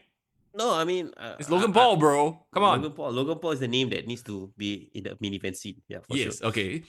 Seth versus Finn. As much as we want Finn to finally get some push, some recognition. No, bro, that new song just killed him. He's just a nobody with that. Oh, I mean, and for the fact that Seth in there with Punk and Drew makes sense, right? Yeah. Sam needs to be in there. And Logan Paul for the virality of the virality. woman, The last one is interesting because I know a certain someone in our Discord, shout out to Div Royalty, is rooting for Damian Priest, but it's Priest versus Fatu versus Strongman. That was announced on SmackDown, and I was like, ooh, what? Okay, so this is a lot of meat. wild. First of all, I feel like Priest needs to re-establish himself because we all know what a talent he is. Yeah. But like he hasn't been relevant in that main event scene for the past couple of months, and I see where this can go. In that Priest can win because Fatu somehow gets screwed. Strowman, we know, is not going to win lah. Let's be real. He's Big Show, bro. He's just there. Yeah, he's just there. He's an attraction once in a while, but he's not. They don't have plans like that. Okay, so is it Priest or Fatu? Like, as much as I want Fatu to be there, and it's his time, I think they're gonna give it to Priest. And you know how Priest How? gets into it? Oh, Solo screws Fatu. That was There's what I your had thing. in mind. But why would Solo come back, thumb Cody, and then thumb Fatu also? Like, that doesn't make sense. So I'm just thinking how it's an interesting web, right? Yeah, Like yeah. you go into this maze, how everyone's gonna like unweave themselves and Yeah. we have clearer storylines. But Solo and Fatu has a story to tell. Yeah. Fatu going into the Elimination Chamber, as great as he is, right? He is not gonna win the title No. or the championship victory at this point. Too early for him. Yes. So why waste that spot on the Rumble? Yeah. And why not just put Priest inside it? I think Priest needs that world title contention rub. Fatu can still be a menacing badass, but now telling the stories with Solo. I don't know. Yeah. I It just could be a thing where Solo is just jealous. He's like, oh, I've been away and you know, you want to know you've gotten all something? my shine. You want to know something crazy? What? Imagine the triple threat match. Fatu was about to win. Fatu has done all the spike. He's done all the crazy stuff, going for the pin. And then Solo appears at ringside. And he says, no. Huh? He says, no. Like, don't do Yeah. it. Don't pin. I don't want you to win. You know, Right. and then like Fatu feels like damn conflicted because last time he will always listen to Solo ma. Correct, right. But now he's like now he's a bigger deal. So that maybe he does it, but reluctant. He's like, okay, fine, I step away. I don't pin. And then Right. maybe that 1 minute distraction allows like Priest to come in and do whatever and he wins. So I don't know. Then that could tell a very interesting story of Solo versus Fatu. I don't know. Yeah. But if that were the case, so if we had Cena, Punk, Drew, Logan Paul, Priest, and Seth, you essentially have 5 former world champions and 1 mid-card champion. Logan Paul, yeah. Damn, that's stacked though. How stacked is that? Just thinking about it. Okay. Early predictions. Who would you want to win that? I've said this before, I'll say it again. Cena will come very close. He'll be maybe the second last or the third last to get eliminated, right? But it's not going to be Cena. Okay. And then who will it be? Wow. Versus Cody. Yeah. I mean, it looks like it's going to be versus. It's not going to be Logan Paul. I still go Punk, bro. CM Punk. Punk versus Cody. I want to see Homelander Cody so bad. Punk versus Cody should be the main event because Yeah. being a CM Punk fan and knowing his perangai, his character, right? I don't think he willingly gave up the Royal Rumble spot. You know what I mean? Yeah. He's like, yeah, I'm gonna come back and win. I'm gonna not get screwed out of the main event. And then suddenly Triple H say, hey bro, actually I don't want you to win. I think give Jey Uso. Then, fuck this lah. No, bro. He's a new man. He just wants to be there, have fun, make money. Okay, why I feel like CM Punk versus Cody is super, super attractive, right? For sure, right? Yes. But then if you book that match, where does that leave Seth and Roman? Right? Well, Seth and Roman have their thing, what? That literal blood feud that writes itself. So, if Seth and Roman has that blood feud, you have Punk and Cody as a match, then where does that leave John Cena? Oh, John Cena's not going to... He's going to be in WrestleMania as something. Yeah, he'll have a match, but it's not going to be for the world title. No, but that's the thing, right? There is no clear dance partners for John Cena. Oh, Logan Paul? So you're saying Logan Paul and John Cena is going to be the marquee match for Cena? And isn't that a mouth-watering match as well? Well, it is, I think, maybe for the mainstream appeal. Yeah. And not only that, if that were to happen, I would book Logan Paul to win. John Cena can take all the losses right now. And especially to Logan Paul, because Logan Paul is that next big star that you want to build anyway, right? John Cena losing to Logan Paul will not hurt John Cena one bit. Bro, do you just like book WrestleMania ahead of time? I kind of just did. Shit. Yeah, holy shit. Wait. Let's just recap. We're cooking here, man. So you're saying you do not mind Punk and Seth not having that match together? Yes. You're saying that Seth will turn his attention to Roman Reigns instead? Yes. Okay. They already kind of hinted at, because let's not forget, Seth double stomped Roman Reigns. In fact, what if Roman Reigns shows up at the qualifying match just to screw Seth out of it? Because Roman is not in the match, right? No, Roman is not in the match. So Finn goes into EC, and we have our swerve there, and then Roman and Seth start their blood feud. Or I would even say make it more dramatic. Roman only returns at Elimination Chamber just to screw over Seth. Yes. Okay, yeah, I like that better. I like that. It's like the whole Undertaker and Shawn Michaels in the Elimination Chamber, where Shawn Michaels came out from underneath screw. It's happened so many times. Yeah. Okay. I get it. Okay, so the story that's gonna be told for WrestleMania, it's the story of the Shield, Seth and Roman, right? I mean, Correct. it makes sense because but then you know what you know the thing that's stopping me from like going all in this idea, What? the bloodline, right? Because if you were to go in that storyline, there is no bloodline so-called overarching arc towards WrestleMania. But as we talked about earlier just now, the bloodline seems to be an afterthought right now. There's no like, proper bloodline. Like, and they don't need a blow off because they've done all that they can do. And you can rest the bloodline story for a year, and then finally when The Rock frees up his schedule, then he can come back and we can rehash this thing. Okay, so you're saying The Rock's appearance is what will reignite the bloodline storyline, lah. Well, I mean, if he decides, like, with him, you don't know what. Okay, One time he fine. come back only drunk and then ramble on the mic. No, I just find it interesting, like, curious even if you have a WWE 2K game to promote where it's freaking Roman Reigns on the cover and the Bloodline edition is on the whole, posters and all that, but there is no Bloodline mentioned in the main show. It's fine because I think we all accept the fact that the roster and the the storyline stuff is usually about a year old by the time the game releases, right? And the Bloodline saga was such a multi-year spanning great saga anyway. The game is more like a tribute to that. You know what I mean? Fair enough. I mean, if you say that the Bloodline as a saga has kind of ended, then it will make sense for the whole story to be told in the game itself. Yeah, exactly, right? It can't be like, the saga is still going on, but we're going to talk about the first half. No. I think, to be fair, I think that the Bloodline saga is pretty much done and dusted until they decide to rehash it down the road with Raw. Okay, so let's recap, right? Jey, Gunther, World Heavyweight title, CM Punk and Cody, the WWE Championship, Yes, with potentially a Homelander winning, planting the seeds for Cody. Actually, you know what? If CM Punk wins, this is when Cody can start his descent into Homelanderness proper.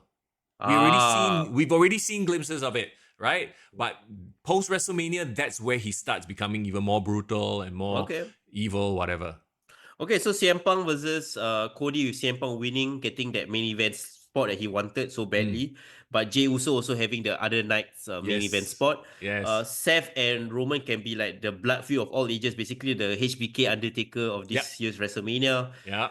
John Cena and Logan Paul will be the customary celebrity match. And in a lot of ways, passing of the torch match. Okay, is that 4 headlining matches good enough for you for WrestleMania 41? Yeah. Right? All of them are massive names already. And we haven't even talked about the women. Let's very quickly jump into the women's EC match, right? We have Liv Morgan, Bianca Belair, and Alexa Bliss already qualified. Bayley versus Lyra Valkyria. You know, I have a soft spot in my heart and a hard spot somewhere else for Lyra Valkyria. Clip this, guys. Clip this. Send it to Young's wife. Okay, carry on. Hey, what? No, I'm talking about my kneecap. My kneecap very hard. Okay. Calcification of the bones. Lyra Valkyria versus Bayley. As much as I want Lyra to win, it's gonna be Bayley, right? Yeah, for sure. I mean, Bayley needs it for the experience. Yeah. Wait, she's been in EC matches though, so maybe Lyra needs it for to get a fresh face in there. Maybe.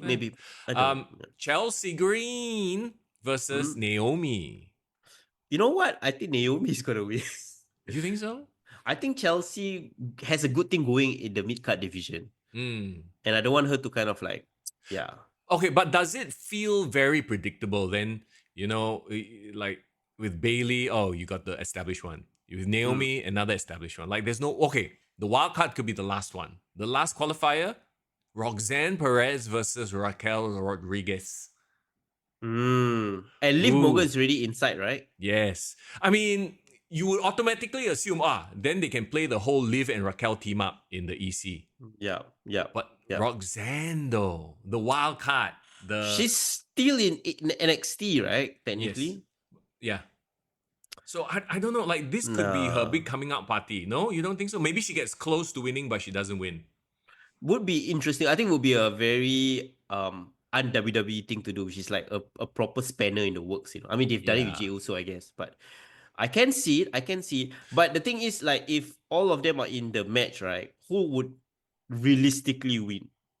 Which is, the question we have to ask. So, Liv, Liv, okay, who are the contenders now? We got Liv, Liv, confirm, Bianca, Alexa, Alexa, Bailey. Bailey, We're gonna assume Bailey lah. We're gonna assume Naomi as well. Naomi, So and then the last basically, person is the two mid card champs we don't count lah. mm, mm. And Roxanne or Raquel. Yeah. It's not gonna be Raquel. She's not gonna win EC. Let's be Yeah. real. We don't It's want not gonna Liv. be- Yeah. We don't want Liv and Rhea again. Yeah, it's not gonna be Roxanne. Okay, so interesting thing, right? I feel like maybe they're trying to tell this story of and expose Roxanne because Roxanne like had a very good Royal Rumble. She was the Second. Yeah. She was the longest lasting one as well. So it feels like they're trying to like basically immediately legitimize her by having her be a part of these very big matches, but almost being there. So I almost feel like Roxanne could be in EC, but she'll be eliminated like one of the last few to give her that vibe of like, yeah, she's up there hanging with the top tier wrestlers. And this time last year, if you recall, we had Tiffany Stratton, who I think was just fresh off NXT in the EC itself. And Well, did a not great that job. fresh lah. Like literally, Roxanne is quite fresh off NXT. She's still on NXT. She's still in NXT you're talking about. Yeah, technically. But yeah, so from this list, who could possibly go to WrestleMania and face Rhea? Do you know who I want? Bianca? Yeah. Yeah. I want Bianca. Even though it doesn't make sense storyline wise now because of all the Jade Cargill, Naomi, whatever nonsense. I kind of want Bianca because you know what? We should pull that trigger on that dream match. Bianca and Rhea. We've talked about this before. Like Bianca is a natural heel. I think that she literally her gimmick is being the best. That I am best. Like, that means I'm better than you. Which is a very heel thing to say, right? The EST. So, I don't know, man. Like, yeah, Bianca winning, and then somehow along the way, the Jade Cargill story can be a side story. Like, I'm sorry, but that story is kind of... I think we need to abandon hope of that being the main event story. A main event story, It doesn't have to be, but it can potentially be if they find out that actually Bianca and Naomi was in cahoots all along, taking out Jade. Turn both together. Yeah, so because if Bianca beats Rhea and turns heel, then suddenly she goes on a long heel run, dominant heel run, and then Jade comes back. Then Jade can be like, oh, you know what? It's the Triple H Shawn Michaels thing again lah. Like, you're the one that attacked me at the parking lot, bro. I got CCTV footage. Let's go. Yeah. But that would be post WrestleMania. So we're saying that Jade doesn't return before WrestleMania. Bianca goes on her, glory hound, I don't know. Yeah, I think Bianca becomes heelish towards WrestleMania, maybe. And then challenges Rhea. I like it. Like we've talked about them headlining WrestleMania for a long time already, and I think that could absolutely work. Naomi as a heel, has she ever been a heel? I don't know whether in TNA she did. I can't remember, but because there's somebody there that she can work with, right? Yes. Jordan Grace coming in as a face versus a heel Naomi. Did we just book that too for WrestleMania? Bro, can we clip this episode and then we compare our predictions, in the next couple of months? I have a feeling it might turn out like 90%. Okay, now let's turn our attention to the local wrestling scene. Of course, SPW and Grapplemax, they've already had events in the first month of the brand new year. And you were there for both of them, bro. Yeah, for sure. I mean, like, I was kind of like jokingly telling the wrestlers, like, hey guys, can you don't get ahead of us? We need time to get the podcast set up for the new season. But no, January, every single promotion put on a show. So like, kudos to them. I think they want to get ahead of the CNY crowd, So like, I was there for both SPW Champions Never Yield 3, CNY 3, and Grapplemax Amplify. And you know what? I have a lot of things to say, which I had to kind of save it until the podcast restarted again. So yeah. Right. So let's break it down. The state of local wrestling right now. Let's go. Yeah, it's very interesting, right? I know I'm very proud of what we did last year. In terms of like coming out with the Singapore Wrestler Top 20. I have no idea whether how it resonated generally with all the wrestlers, but I Right. think from the conversations that we had with the wrestlers, they did, they were motivated by the list. They did appreciate the recognition that was being given. I have no idea whether it lit a fire in some of them, because that was the impression I got when I was attending SPW CNY Yep. and as well as Amplify as well. So yeah, I think the year started off hot with a couple of notable incidents that happened on those shows lah. Yeah. Okay. Yeah. For CNY, I think I wouldn't go through every single match. Sure. But I will probably talk about like, the biggest takeaways from the show, right? I'll start right at the top, bro. Right Okay. at the top. Trend 7 versus a statement. Correct. So as you guys know, we had a big international star that came to Singapore, Trent Seven, formerly of Moustache Mountain, most well known in NXT UK, the British scene, NXT, and of course, recently TNA. Yep. He's great, right? Like Trent Seven, like we know he can work, and I didn't realize that he actually used what was his name? The Seven Nation Army. Seven Nation Army. Yes. Yeah. So As the his White theme Stripes song. was his theme song. Yeah. So bro, the moment that came in, I was like, holy shit. Okay. Okay. So bro got the crowd, right? Right. Bro was ready. And then of course, Statement came in, set up champion.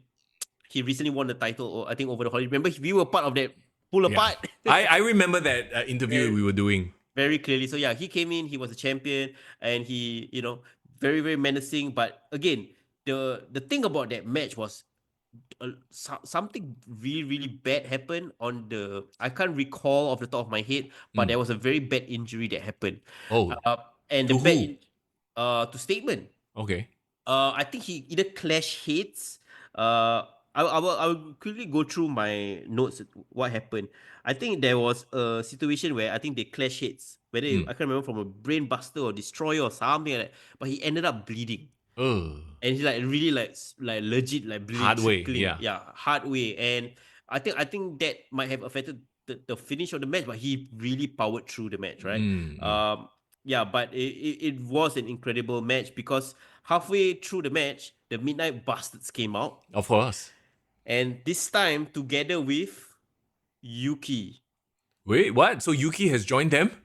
Correct. So our faction has had a new member, and I will quickly go through what happened during her match. With Yuki's Alexis. match with Alexis. Alexis Lee, yeah. Yeah. But they are now basically all in cahoots, right? So the Midnight Bastards entered, and then they gang up on Trent with the chairs. But then referee Ryan enters, and Alexis Lee came back, to exact revenge. So they came to even the odds, right? And then there was a swan dive from Alexis. Then Trent delivers his patented burning hammer for the win.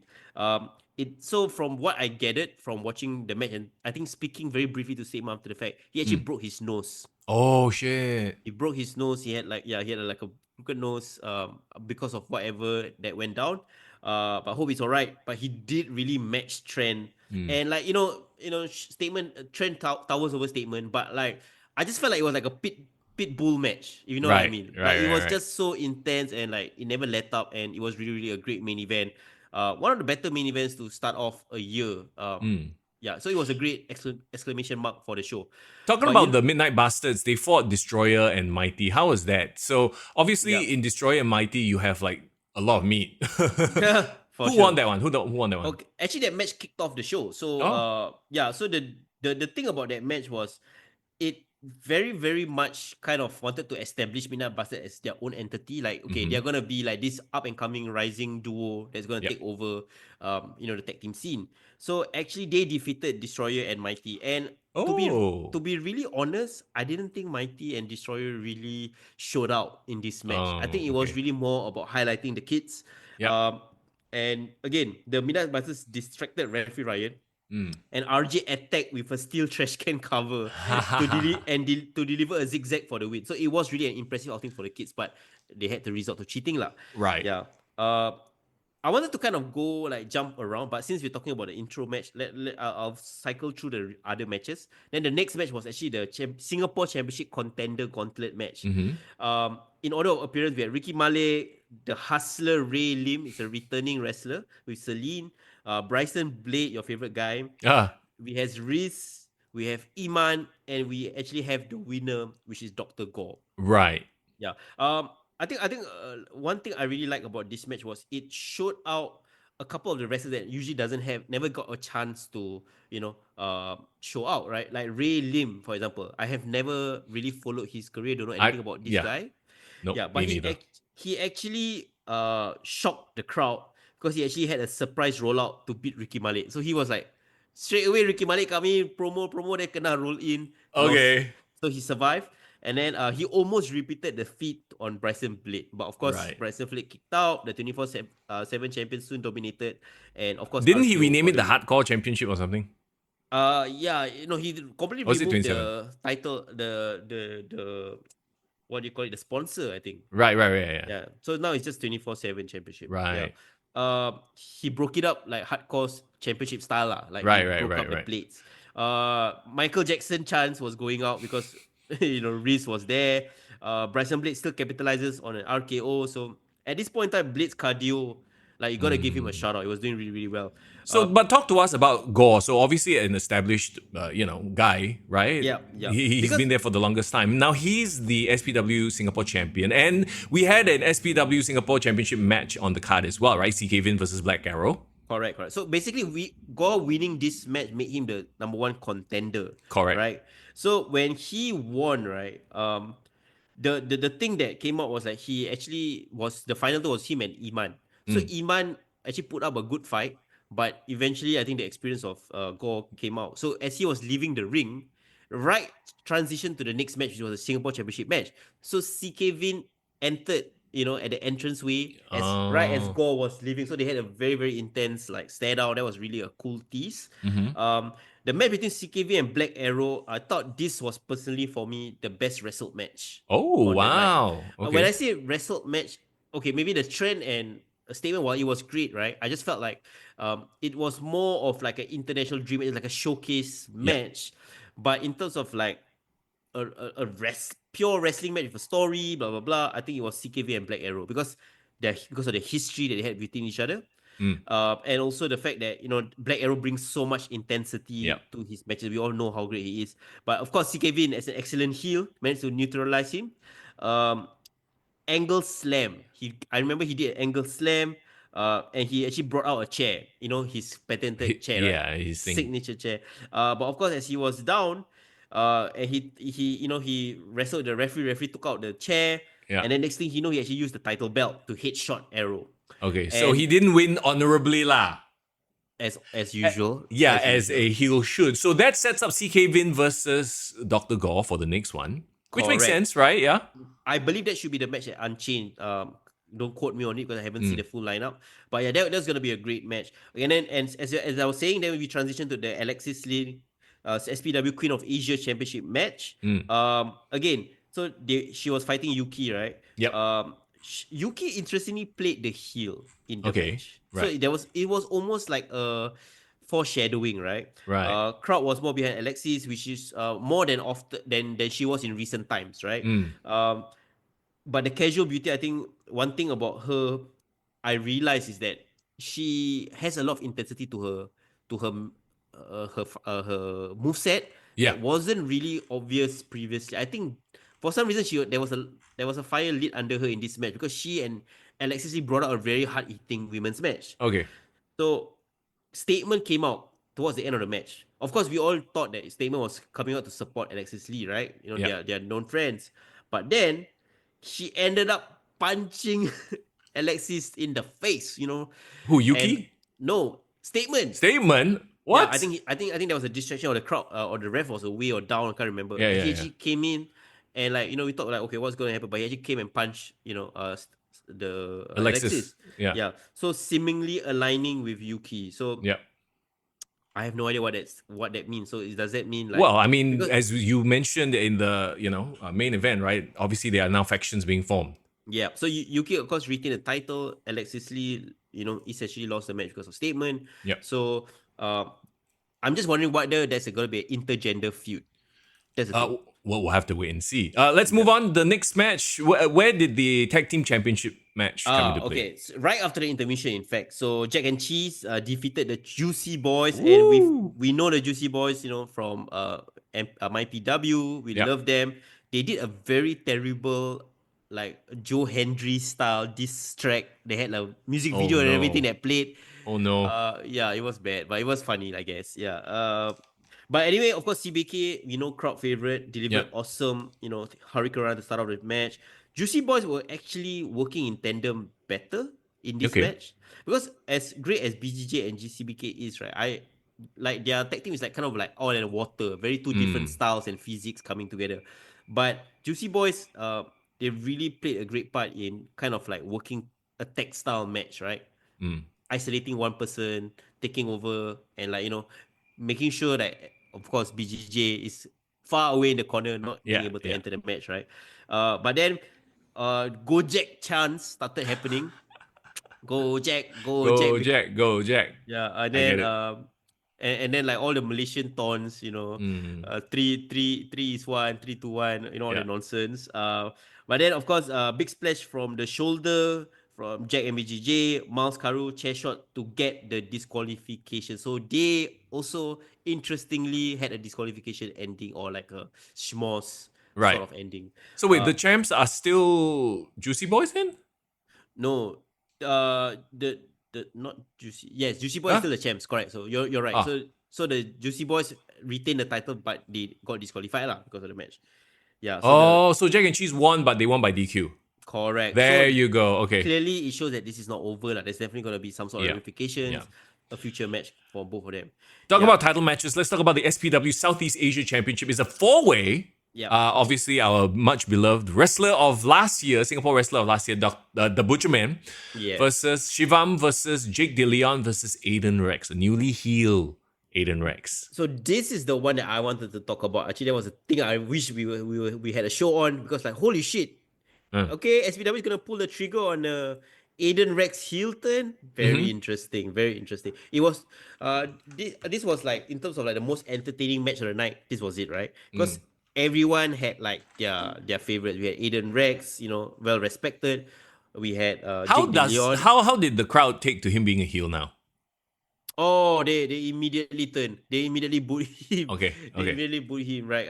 But I mean, we are getting ahead of ourselves, because like, of course, he came to the match as a babyface, right? Well respected. Wait, Jake didn't he turn heel at the end of last year? No, he only turned heel at the end of this event, bro. Is it? Yes. Okay. Yeah. Jake DeLeon and Shivam, I think they were international stars, right? From Philippines and the Thai setup. The Butcherman, this is his first official, main show title defense. Right. As the champion. So clearly the most over guy of the day. And still, he is technically Singapore's top wrestler. So technically, his momentum is still there for everyone to see. But anyway, he did get the win. But the thing is, Aiden Rex, came out, wanted to shake his hand, and then it turned on him. And Sling Blade, bro, to emphasize the defeat. Right. And you know what? Aiden Rex versus Butcherman for a proper title feud, actually, is a good way to go. I think so. But here's the thing. I'm taking a quick look at the Unchained, which is their next event, right? Yeah. Aiden Rex is not fighting the Butcherman. He's facing off against Dragon Deer. Yeah. I'm curious as well. Like, what's the direction for that? Yeah. Does Butcherman have a title match? Or is it not, like a tag team? Not that I know of yet. Ooh, he could be in a Oh wait, tag no. team. Yes, he is in a tag team match. It's a mixed tag match. Yeah. So Yuki and Statement versus Alexis and Butcherman. Okay, that's where they're going with the story.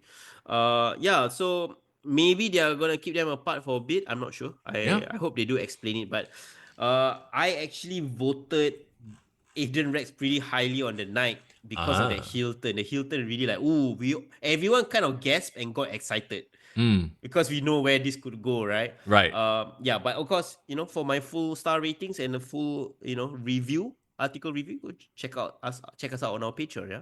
Absolutely. Of course, we're talking about the Kick to the Gut Singapore Wrestler of the Year. Yes, 2025 it is a brand new year, the evaluation period, as we talked about, and everything. It's going to be a lot of fun.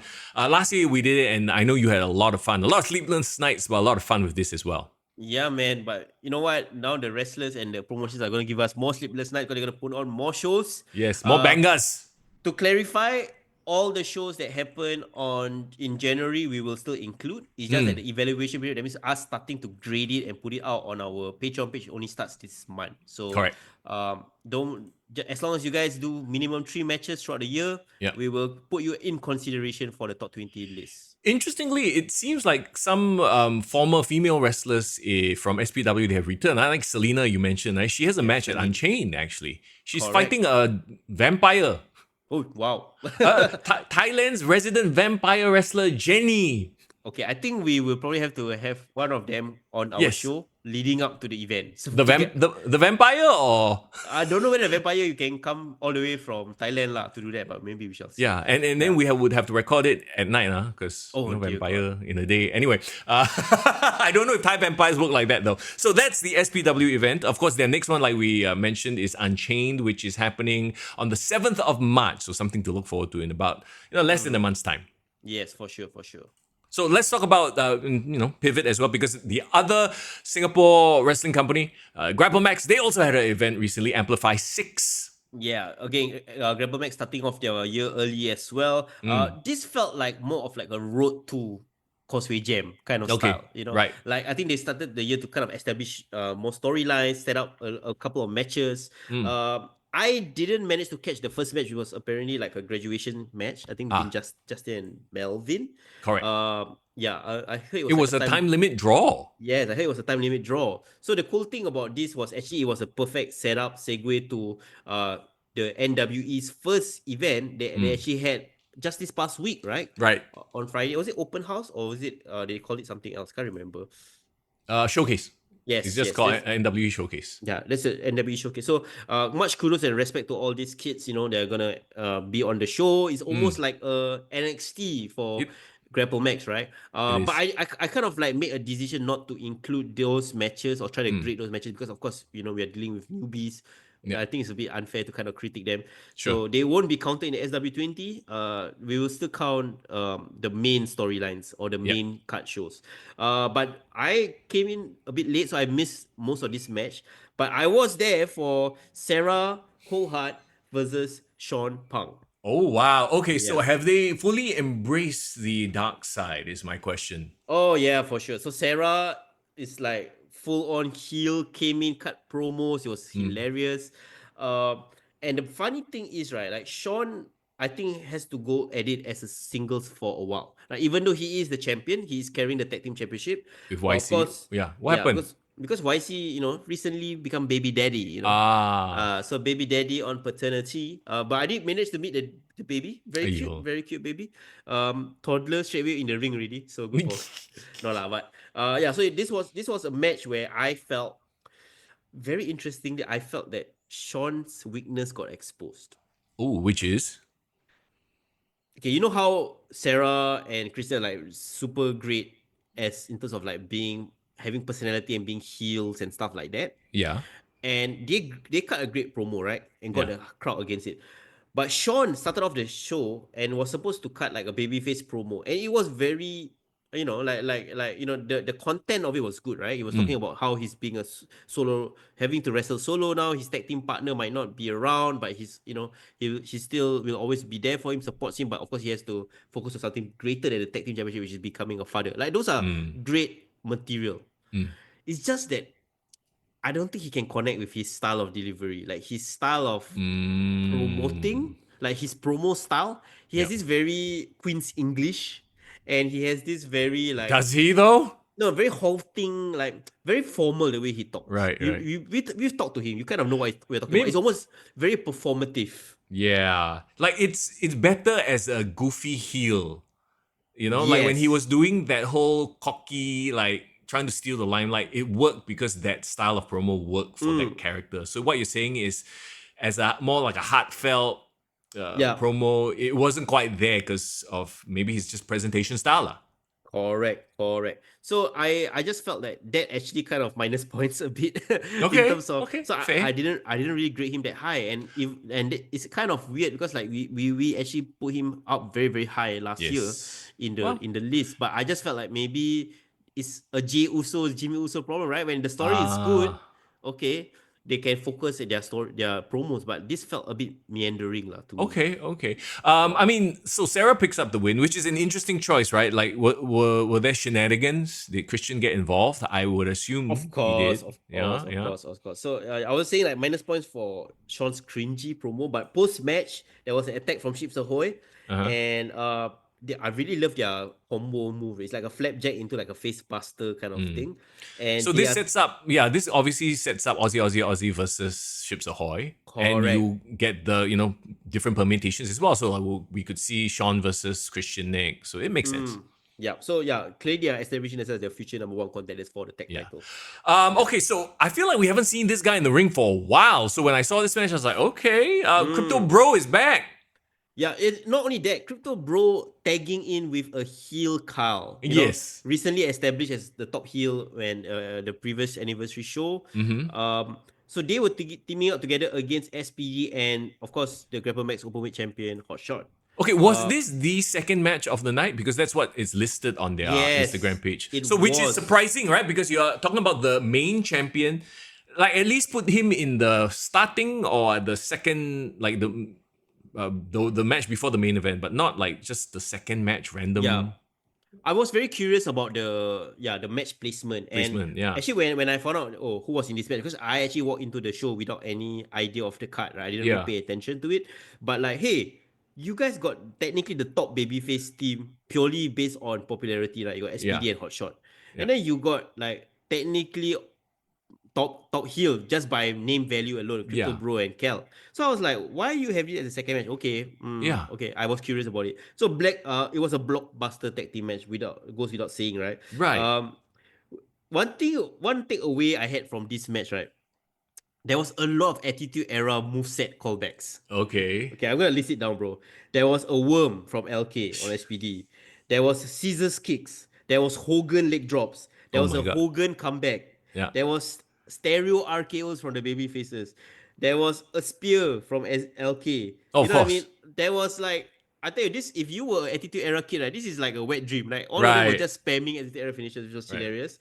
So is the point of this match to get Cal over more than LK? Because I feel like Crypto, right? Like obviously we love him, but he isn't as involved as, or he hasn't been like 2024 we didn't see LK that much. So is this more a thing of let's get Cal over and he needed a dance partner? Yeah, I felt like this match was to actually kind of get the rustiness out of Cal's way, because let's be clear, he did look very rusty in this match. Like I didn't feel like that, holy shit, this is the ace wrestling. He was like, oh, okay. Or maybe he, after the 7th anniversary, he just took a very long break. And then trying to get back into it. And maybe they know, and maybe that's why he's A in a tag match, B in the second match of the night, as opposed to, being the main event or something like that. But some things are undeniable. SPD was the most popular wrestler in the match, even outshining Hotshot. Hotshot, yep.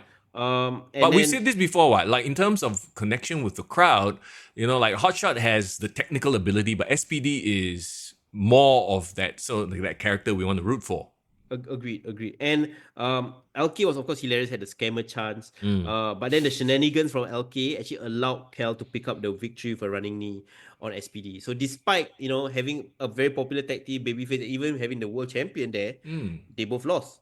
Very interesting placement, I have to say. Okay, then we had Ming Ray versus Julian, another sort of intergender match. It's a singles match. Correct. I think they wanted to kind of tell the story that the women can, easily challenge for the titles as well. Right? Again, we've kind of like sung the praises of Julian, right? You can hit me now, shit talker. One thing I actually wanted to compliment Ming Ray was this match. Her outfit game was like on point. Like she really leveled up her outfit. Okay. She really she can be a stardom wrestler. Really. So very well done there. And it was I think the one thing great about this match was like Julian bumped like mad for Ming Ray. Like just freaking took everything, man. But while he did that, he kind of saw Ming Ray as really like a this like a bigger size wrestler. I'm gonna target the knees, chop Okay, her down. all right. So very Psychology. cerebral, right? Yeah. So this match was all about Julian trying to kind of like chop her down to size, and Ming Ray had to overcome that, and actually she countered Julian for a surprise roll up and win. Poor Julian can't catch a break. Like we keep praising him for his heel work, but then you know that's the typical like, all right, good worker, very likable as a bad guy, very easy to boo. So we just let them lose every damn match to get the babyface over. It was weird, but I would say that what was more interesting about this was the post-match shenanigans that happened. So, of course, Julian being Julian, not happy, right? So he had to beat up, Ming Ray, get some measure of revenge. But guess who came out to save the day? Who? I was Scotland boy. Wait, what? Yes. He's back, but wait, he's a face now? So, Calvin slid into the ring, told his Showtime guy to like, hey bro, stop it, man. This is too much, Yeah. And then he was like, why? Why should I stop it? And then a shoving match started happening. So now they have seemed to position Calvin as this like all-conquering returning hero, who even though he is like, Will Ospreay, part of Don Kelly's family, but actually he's a babyface now, So what's going to be very interesting to watch out for is like, what is this story that Calvin and Showtime and Julian's going to tell? The implosion of Showtime lah. But is it going to be a case of like, it's kind of like, the Judgment Day, right? Where like people come and go. It's always going to be the Judgment Day, but people, the members just keep switching in and out. I don't know. I really don't know. Yeah. But Calvin is back permanently. So if Calvin is back permanently, this is the right time to push him as a star, bro. Yeah. He has everything, bro. He can do it. Big Calvin face run for 2025. Let's go. Okay, so the main event then. Grapplemax Openweight Championship #1 contenders match. Yes. So triple threat match. Again, I was very curious, right? Like, if all the big stars are in the second match, who's gonna be in the main event? And like, there is a triple threat. And not just that, bro. Yeah. Christian, Ban, and Divya. I saw. So to your point earlier, they really are seemingly trying to push home the point. Yes, the ladies are in there with the men in terms of championship contenders. Can I very quickly mention this because this is kind of bugging me? My OCD is kicking in. Grapplemax, you guys watching this right now, there is a typo. You spelled contenders wrong in your Instagram post. Ayo. Najwa will be very unhappy you say that. He said, No. It's not on the graphic. It's on the Instagram text. Okay. Then can still change caption. That one is it's the post where you post all the winners. #1 contendor, DOR match. Ayo. Unless it's done purposely. Contendor. That's good. Okay, so Divya again, she's the babyface in this match. Yeah. And the prospect of her battling the males, like actually I got really excited by it. She's like giving Tessa Blanchard vibes when Tessa Blanchard was still good lah. Right. So she actually before had a great, people found out she was racist.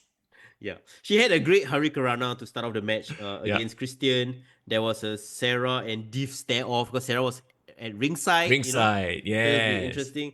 And then both men, of course, being the misogynists that they are, they gang up on Divya, right? 2-on-1. But then there was, I think the turning point of the match was when Div did this amazing suicide dive, and I caught it all on camera. So shout out to her for that awesome dive that kind of cleared the ring side of all the people that was disturbing them, right? And then this distraction from Sarah, of course, Sarah had to get involved, led to Christian attacking her in the corner, and there was this superplex and power bomb triple move that's kickstarted holy shit chance. And of course Trish Bulldog from Christian, a spear from Div catching a roll in from Christian for a close to count. So Div was basically rocking. She was like, everyone was like gunning for her to win, wanting her to win, right? Yeah. But then as she came out for another spear, which everyone thought was gonna finish the match, kena thrown out of the ring from Ban. And who capitalized? Ban. Of course. Hey, was Dave there? Or did he take a break? No, Dave didn't wrestle on this night. So that chair shot is still affecting him from last year. Yes, I'm pretty sure. The one that I asked him about, that he scolded me for.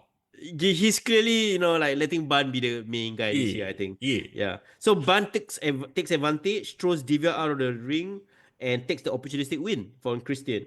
So Ban is officially the new number one contender for the Grapplemax Openweight Championship. But I really, really wanted Div to win. So yeah, that's interesting. So now we're gonna have Hot Div- Shot and Ban. Yeah. Div versus Sarah lah. That looks like what is being set up, right? Potential. That or versus Christian. I think they had a really great chemistry as well. Sean and Divya tag team. Oh yeah, why not? Yeah. No, I really love the thought of Divya like in the main event scene. I think we've established as like she is one of the top 10 wrestlers in Singapore. And man, I want her to challenge for the title one time. I think that would be damn cool. Right. Damn cool. Yeah. So there you go. That's the recap for both Grapplemax and SPW. There's more to come, obviously. We will get one of the Grapplemax folks in the studio for their next big event, Causeway Jam, which is happening very soon. Yeah. It's actually happening 2 weeks from now. So we do look forward to our next episode. We'll probably have an interview from one of the Grapplemax wrestlers. Ring of Rebirth had a show as well, but we didn't attend it, but we had our very objective Silverback Prabhu attending the show. So you want to catch the full review of Ring of Rebirth's first show as well, it's on our Patreon. So guys, don't forget to subscribe. Absolutely. In the meantime, there's one more thing we need to talk about, and we referenced this right at the start of the podcast, a collaboration of former WWE superstars, okay? The collaboration that, I guess on paper, some people might be into this kind of stuff, but quite honestly, the first thing I thought when I saw the photo was, who asked for this? And then when I told you about it, you were like, it's not really my thing. But I mean, go ahead. Bro, we've been spoiled, bro. Like, we grew up in an era where we had Tori Wilson, Sable doing Stacey Playboy, Keibler, Candice Michelle. Yeah. Like, Lita, Trish Stratus, like the prospect of any one of those people doing OnlyFans in their prime, I would have signed up. I mean, okay. Yeah. I'm sorry. Wait, what? No, you wouldn't. Well, depends. If I wouldn't have had money at that point in time, but right. If you told me Tori Wilson and Sable gonna do an OF, game over, bro, breaking records, huh? But okay, so here's the thing, and we referenced it already. Foreign referenced it already. 2 former WWE superstars have apparently collabed for OnlyFans. I'm sure it's photo shoots. I'm not sure if there's any nudity involved. I don't think, but it's all really quite sexy. I mean, it's OnlyFans. What do you expect, right? And the 2 people we are talking about, Mandy. Okay. In 2025, we're actually talking about Mandy Sachs, aka Mandy Rose. Okay, Mandy and Lacey Evans. Okay. Okay, wait. First of all, look, they're both very attractive ladies, right? There's nothing wrong with that if that's your thing. But I always assume for some reason, and maybe it's because of the gimmick she was playing, I always assume Lacey Evans was a very laced up, conservative type person. But apparently I've been proven wrong. Yeah, I don't know. I thought she was like a Marine who is like a mom, it's a mother, right? Yeah, so that's fine. There's nothing wrong with that. Do with what you have, however you want. But yeah, for whatever reason, I always thought of her as this very proper Marine type person. But apparently, no, she has a wild side. It's a thing. And the picture I first saw was on Botch Club. They always post all these botch comedy meme things. Club. Yeah, right? And so the picture I saw was of Mandy and Lacey in bed in their swimwear. And then the pose is quite suggestive, let's just put it that way, right? It's quite like they're going to make out, but not really.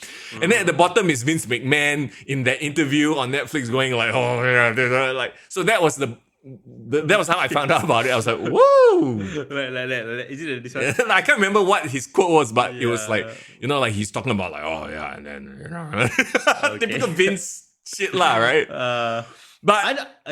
Okay, so what do you want me to do? You want me to what do you want me to do? Bro, I want you to go and sign up. I want you to go and sign up and then do a full review of their content. Okay, chat. If you sponsor Kick to the Gut, we will review. We will do a special Patreon episode if you sponsor us a subscription to the. Okay, no, I'm kidding. I'm kidding. Absolutely kidding. We do one Patreon episode. Both of us do a watch along. of their content. We go through their OF. Bro. We review it like sneaky sushi style. With the money that you guys donate, whichever tier that can cover the cost of the OnlyFans. I honestly don't know how much it costs because I'm not going to go and log on and then have OF on my login history, okay? Hey, you know what's the worst part? If you go OF means you have to sign up with a credit card bill, right? Yeah. you tell your wife like, hey, what's this line item? Huh? OF. Yeah. Why this credit card suddenly got one thing? So anyway, that is the collab we never knew we needed. Actually, we don't need it. Yeah, we don't. That's the collab we never knew we never needed. That's the thing, right? Like, you ask me what's my thoughts on it. Like, if you tell me, okay, name 2 women in all of wrestling that you want to see in OF. Oh my god! Like, I just saw one. How do you see one online? I'm okay. So I googled it, and some people have posted some like shots, like promo shots on Instagram. Can I even show this? Why? I mean, they're covered, right? Yeah, they're covered. There's no nudity, you know. Okay. But okay, very quickly, it just like I can't believe you're doing it. What the fuck? Holy shit! Okay, like I said, suggestive, but it's no nudity, but it's suggestive, right? Okay. So yeah, that is apparently what. Bro, did we just like send them a couple of customers essentially? That's the thing, right? You can. If you tell me to come out with 2 people that I want to do OF with, they are not. You want to do OF with? What? No, that you want to see do OF. That you want, yeah. Okay. Bro, you got me worried for a second there, bro. Yeah, like yeah, no, nothing against them. Like, okay, Mandy is fine. They're attractive women. Lacey is fine. Like, just that's not my cup of coffee lah. Like, that's not.